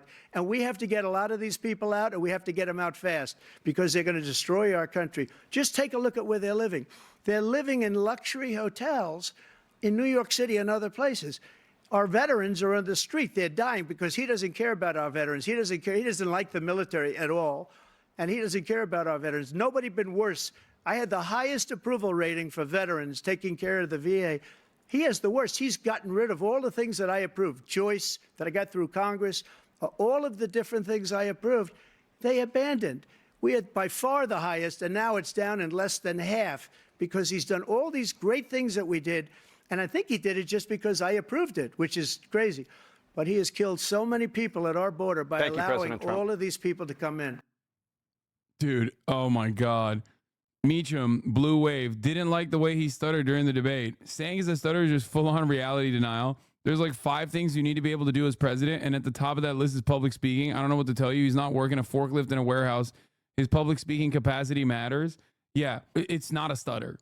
A stutter doesn't make you literally flub on an abortion alley-oop and turn it into migrant crime. And it's a very sad day in America. President Biden, you have the mic. Like right here, in this conversation, you're supposed to say the obvious thing. How? The fucking moderators asked that question. How? How do you intend? Do you think it is not cruel or unusual and outright un-American to put 20 million people in concentration camps and deport them. These people have been living here for decades. They're married to American citizens. They have children that are American citizens. They're working as active members in the American economy. They're a pivotal part of American society. Don't you think it's cruel and unusual not to offer them some form of pathway to citizenship like Ronald Reagan did? Like, here, I'll hit it on a fucking like Democratic Party centrist ass attitude too. That's what Ronald Reagan did, and he was right to do so. And we should do that as well. There is a lot of appetite in this country to do the right thing. And I know that the American soul, the American heart is in the right place on this issue. And your way of thinking is leading us down a very scary path. We fought a war and won against the Nazis. And as president, I will ensure that we will never become that. That's why I'm running again, to restore the soul of the nation like I did last time. Charlottesville was my pivotal moment, you know, that kind of thing. It's not me. I'm not running for president. I'm saying this is what Biden should be saying. Every single thing he said is a lie. Every single one. For example, veterans are a hell of a lot better off since I passed the PACT Act. 1 million of them now have insurance, and their families have it. Their families have it because what happened, whether it was Agent Orange or burn pits, they're all being covered now. And he opposed his group of... Like, they moved away. They moved away from one of the most damaging propositions that Donald Trump is voluntarily bringing to the table at a time when there is seemingly some appetite for it from the American population. The percentages are flying. There's like 60+% of Americans that say mass deportations for all undocumented immigrants is actually a good idea. The only reason why they're saying that in polls right now is because they're not thinking about what this looks like. Because when Republicans actually do put policy into action, we know what that looks like. We know that that looks like children in fucking cages. When Democrats put policy into action in the same way, by the way, in the same white nativist way, you see Border Patrol whipping fucking, Haitian black asylum seekers on the border. That's not seen as a positive by the broadest subsects of American society. When publicans actually fucking put the pedal to the metal, people change their attitude very quickly about it. This means that if there is actually a strong, resilient counter to these positions, then we'd be looking at very different poll results in general. And I know that as a fact. You want to know why? Because under the Trump administration, he did do that. He did push the fucking boundaries on what was permissible. And that was seen as very unpopular. Okay? When he actually did put the fucking kids in concentration camps and did family separation as a deterrence measure, Americans hated that shit. When he dangled the DACA recipients and their legal prospects, when he put them in legal limbo, Americans responded in such a negative way that he had to actually just kind of drop that position. Because at that point, 90% of Americans, the highest percentage of Americans, said, no, these guys have to get a pathway to citizenship. Because there was a lot of people at that point that were actually covering it. They were actually covering the story. There was a lot of defense from the Democratic Party. There was a lot of retort from the Democratic Party, humanizing the DACA recipients. And without that defense, without any kind of counter proposal, okay, you are not going to see, if the Republicans are running the narrative on immigration, then yes, Americans are, primed to be more reactionary. Economic volatility and economic instability historically creates a more reactionary populace. Oppose that. We're also in a situation where we have great respect for veterans. My son spent a year in Iraq, living right next to one of those burn pits, came back with... Now they're not even talking about the most damaging aspect of his policies. So bad. Talking about his son in the burn pits and shit is dumb. Let's turn to the issue. Now, then they talk about January 6th, which I don't personally give a shit about, but Americans that do vote care. Okay? Americans that do vote do care to a certain degree about the prospects of democracy with a second Trump term. Like they do fear that. That's a pretty big deal for the boomer liberals and shit like that. Trump reacted at this point at this stage in the debate. He's just like becoming more and more unhinged. He reacts predictably. He starts talking about, the election is fucking rigged, blah, blah, blah, sore loser talking Believe points. that. And let me tell you about January 6th. You don't care about voting? Is that what I said? Did I ever come near that statement? Like, no, I said I don't give a shit about January 6th. I don't care. I don't care about it, and I don't think many Americans care about it, but the Americans that do care about it are reliable voters. Okay? On January 6th, we had a great border. Nobody coming through, very few. On January 6th, we were energy independent.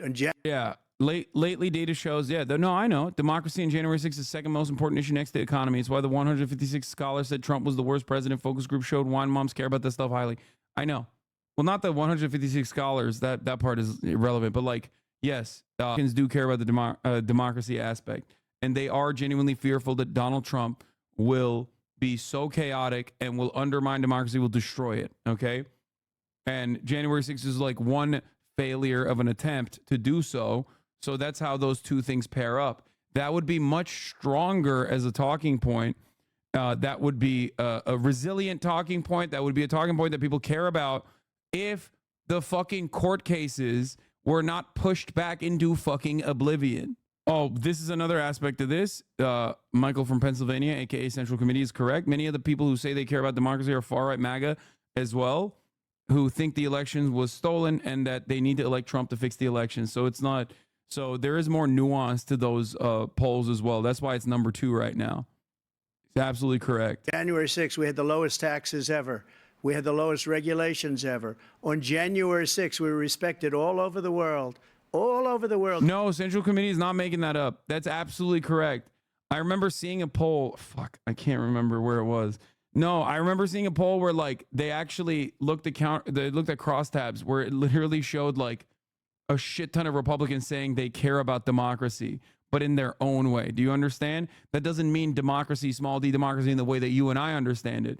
Their understanding of the democracy being undermined is entirely different. Okay?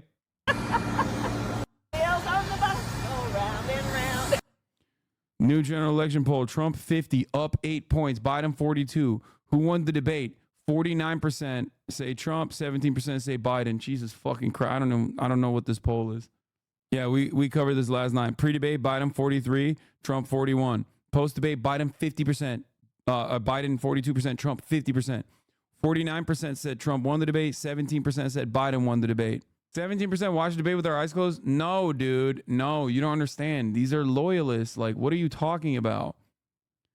Why do you think people who fucking despise Donald Trump are going to turn around and ever hand it to him? They're not looking at it from the outside like we are. What? No, of course there's going to be a decent percentage of people that still say that they that their candidate did fine and won the debate. I wouldn't be shocked if Joe Biden's not Joe Biden, sorry, but Donald Trump's performance at the debate actually really grossed out a bunch of Hispanic voters, specifically young voters, into, holding their nose and voting for Biden. Because it's dude, it is so unimaginably cruel. It is I talk about America being a white supremacist country all the fucking time, right? But Donald Trump has absolutely fucking moved the needle in a really, really, really fucking scary direction. I mean, dude, he's openly talking about deporting every single undocumented migrant on U.S. soil. I don't think people have the capacity to comprehend what that looks like. They don't understand it. Where are you going to put them? How are you going to do this? That means people with guns, door knocking, door to door, going into fucking brown neighborhoods, brown communities. Okay? And just you know, going in with guns and arresting, you know, doing dragnets, arresting as many people as possible, and then fucking putting them into the like Salvadorian style prison facilities. I'm telling you, that shit is like that is nutty. That's super nutty.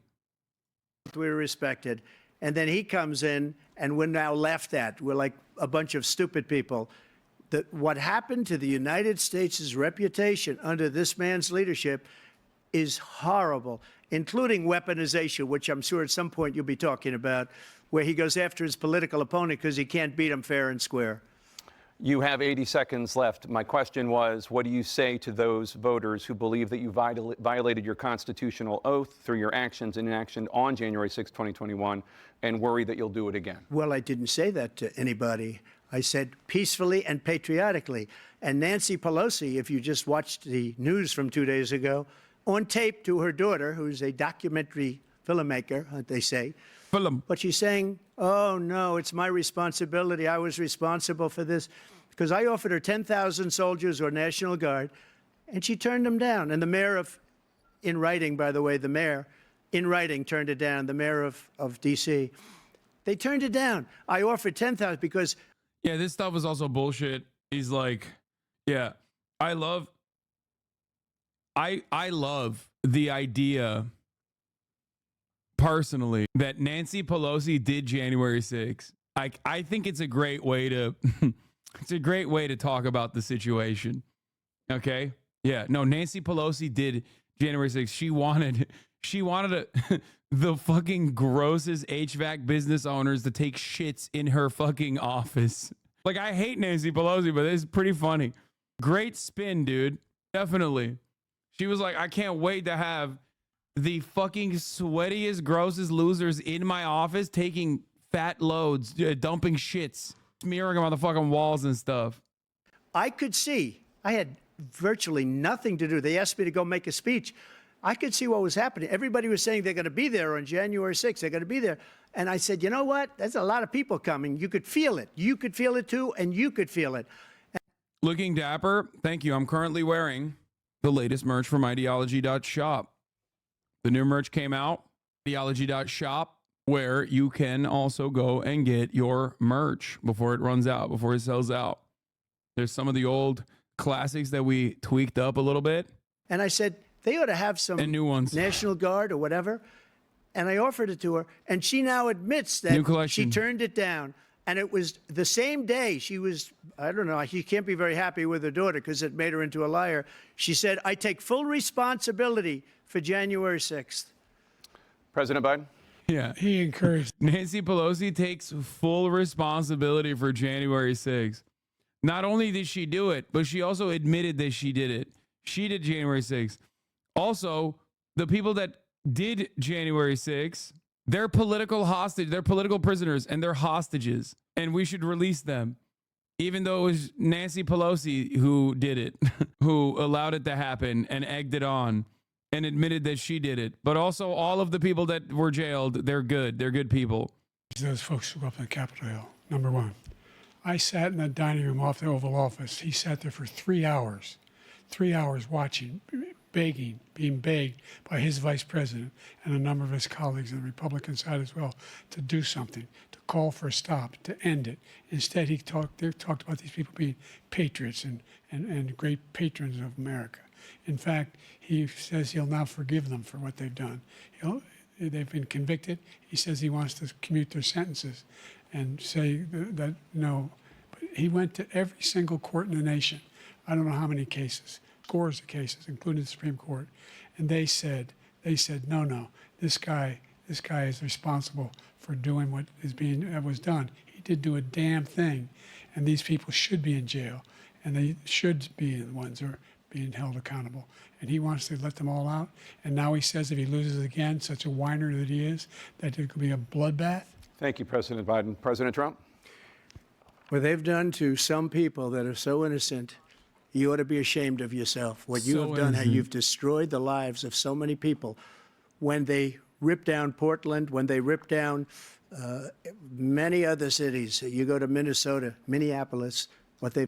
Yeah, dude, they ripped it down. Also, famously, under your watchful eye, like tens of thousands of people were arrested during the Black Lives Matter protests, whereas 1,000 people were arrested after January 6th, not even during January 6th, but after a year-long investigation was conducted.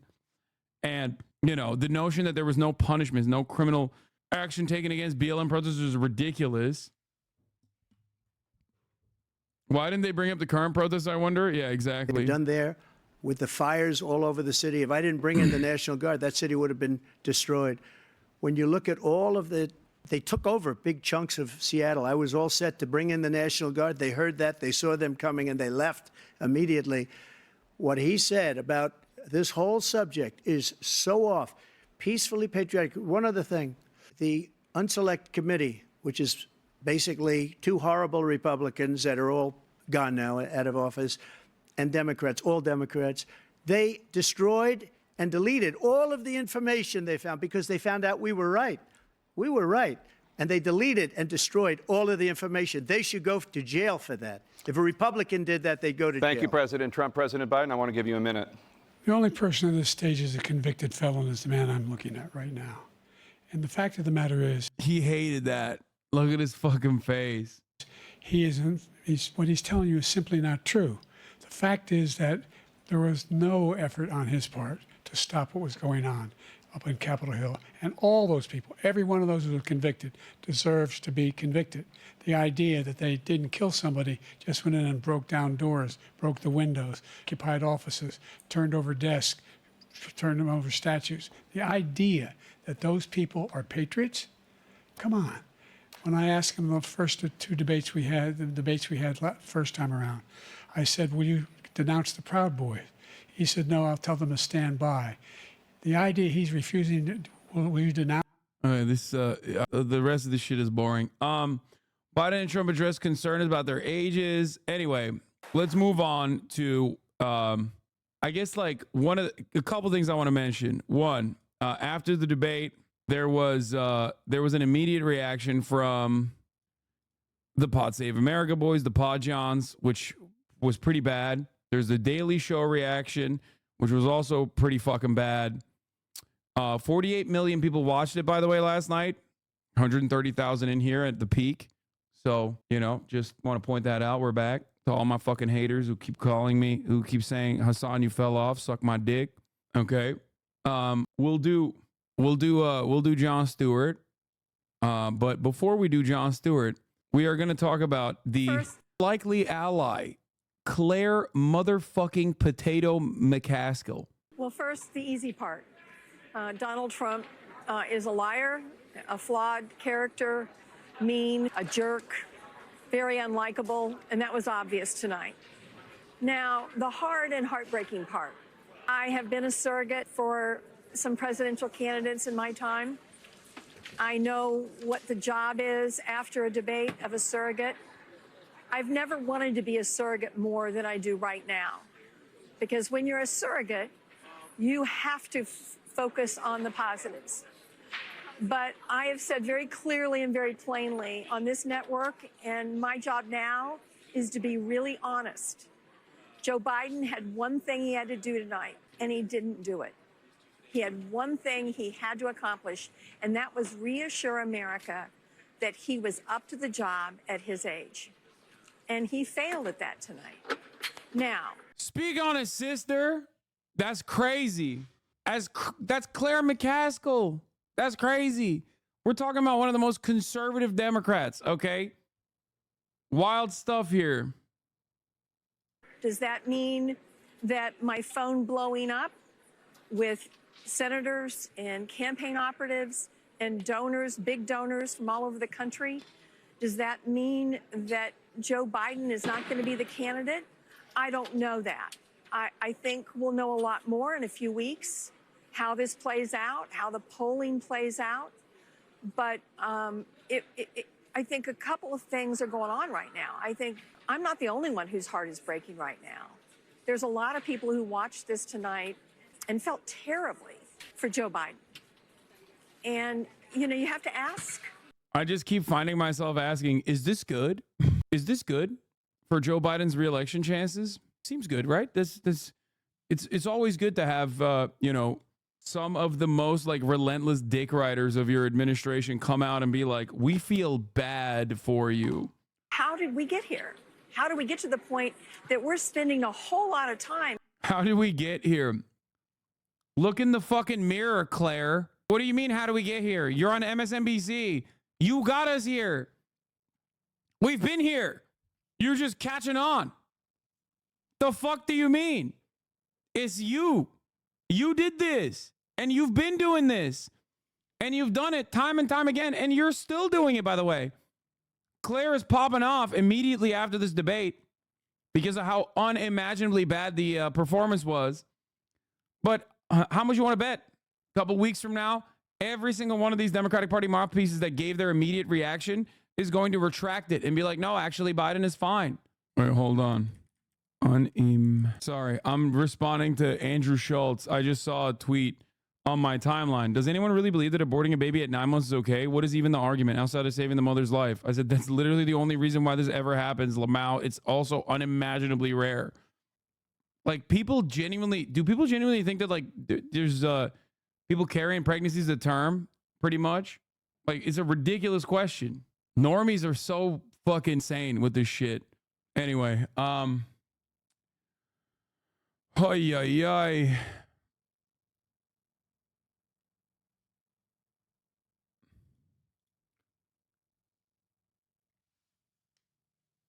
there are some very dumb Americans, as you know. I know. It makes me sad. Talking about the vice president tonight instead of talking about the president. And I don't know how the rest of this story is written. I don't know if things can be done to fix this. They might. And, you know, Trump is so terrible that this might heal itself. But based on what I'm hearing from a lot of people, and some of them are people that are in high elective offices in this country, and you might guess where they serve, there is a lot of more than hand-wringing tonight. I do think people feel like that we are confronting a crisis. Claire, I want to talk to you about this in very nuts and bolts terms. Given what you are describing, the kind of reaction that you're describing among people in the kinds of positions that you're describing, or at least alluding to, what can be done? What do you personally think should be done? Well, I think, listen, this could be a situation where everyone talks it out over the next few days. I do think that this is a time that Ted Kaufman and Ricchetti and Donlin and Ron Klain are going to have a heart-to-heart with the president about his ability to exude strength. And listen, nobody is a bigger fan of Kamala Harris than I am. And you know, and Gavin Newsom did a remarkable job tonight as a surrogate. And what he said, you know, it's not that I disagree with anything they're saying, but those two people are signaling to a whole lot of Americans that are paying attention, how come they're not running? Come on. How come the Democratic Party... They really do talk about Biden like he's old like he's old Yeller. He is old Yeller. Doesn't have them at the top of the ticket instead of using them to shore up what have become, after tonight, some pretty glaring weaknesses in our president. So how might the election look like if they replace Biden with someone who can actually articulate a thought? Well, considering that the Democratic Party's chances look pretty fucking good down ballot, probably good. Like, anyway, dude, any Democrat, this was like a couple months back, any Democrat, literally any generic Democrat was beating Biden by 18 points. Okay? Like, the Democratic Party is not being perceived as bad. It's being perceived as good. The Democratic Party platform is not being perceived as bad. It is being perceived as good. The major issue is the person leading the Democratic Party is seen as very bad. This is what I'm trying to explain to people. You cannot have a situation where the down ballot races are carrying the top of the ticket. Like, that's not going to happen.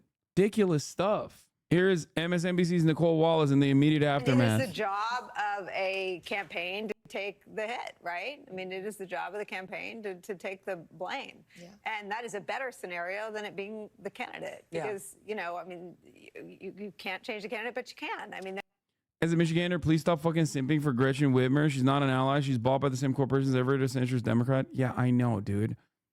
Like, I'm just saying, if you want the Democratic Party to win, she is definitely a significantly better fucking person than Biden. I'm trying to work with what we have here, okay? Like, yeah, when people ask me that question, I'm not going to say Ilhan Omar, even though I love Ilhan Omar. I'm not going to say Rashida Tlaib, even though I love Rashida Tlaib. I'm not going to say AOC, even though I'm pretty critical of AOC, but I still like her a shitload more than most other Democrats. Cori Bush. I'm saying that I prefer Whitmer to Newsom. there were people talking tonight about how that process works, and that conversation is live and active at the highest levels of the Democratic Party. And it is the job of a campaign to take the hit, right? I mean, it is the job of the campaign to take the blame. Yeah. And that is a better scenario than it being the candidate. Because, you know, I mean, you can't change the candidate, but you can. I mean, there were people talking tonight about how that process works, and that conversation is live and active at the Yeah, they're literally talking about coups, okay? They're talking about doing a fucking coup d'etat. Joe Biden should save his legacy by ending his candidacy. I want to show you something, okay? Here's the New York Times, and I posted a tweet about it last night because I wanted to see what the homepage looked like.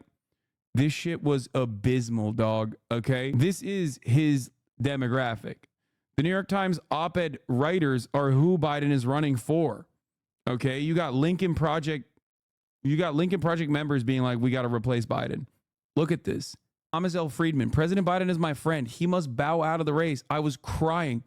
Thomas L. Friedman said he was crying watching the debate. That weepy bitch.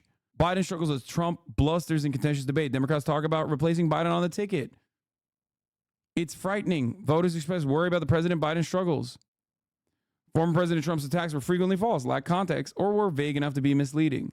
Look at the fucking op-eds. Biden cannot go on like this by Frank Bruni. Patrick Healy, top Democrats on Biden's debate. Bad to worse. Emperor has no clothes. Don't ask.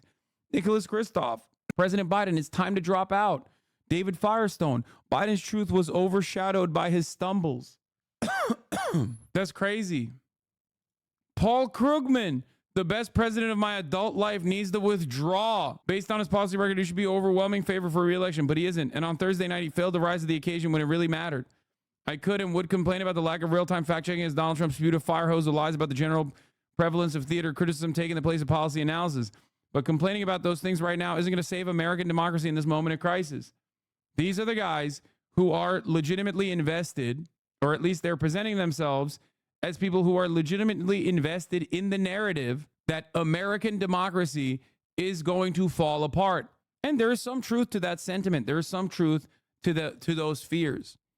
Okay? And if you legitimately believe that the American democracy is going to fall apart with the second Trump re-election, with the second Trump presidency, second Trump term, you have to do everything in your power to defeat him. And rolling out this fucking corpse with the hopes that he survives up until the finish line is not cutting it. Okay? Things are dark. This is a time cover. Democrats are panicking about Joe Biden's debate performance and what will happen next. This is really, really scary stuff. If he doesn't drop out, he will be roundly and completely pilloried as one of the worst presidents in history, going back to the last Pennsylvania President James Buchanan, who did nothing in the lead up to the Civil War. I don't know about that. I do think that we have a capacity to fucking whitewash the legacy of all of our leaders. So they'll do that to Biden too. You know, every single motherfucking op-ed writer is begging that Biden drop out. Let's hear from the Pod Save America boys. It's a choice between Joe Biden and Donald Trump. Like, if we get through the convention and Joe Biden says, I'm not stepping down, and there's no other Democrats step up, you know, I've seen a lot of the elected Democrats tonight on TV, which understandable. It's like right after the debate say like, no, we're sticking with Joe Biden. It's great. If everyone decides, everyone who could run for president decides that they're not going to run, they don't want to run. Wasn't there a president in a wheelchair? Yeah, one of the best American presidents who also did a bunch of fuck shit too. Yeah, FDR.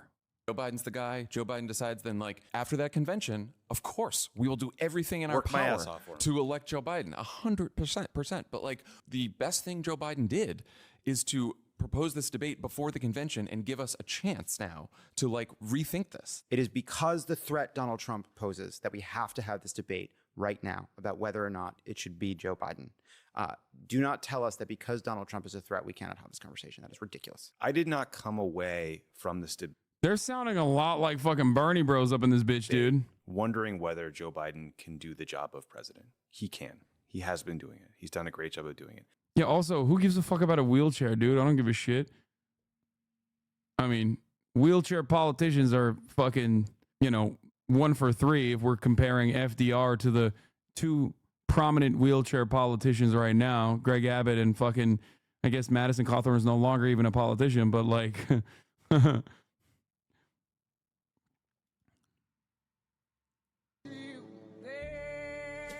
Americans react to the presidential debate.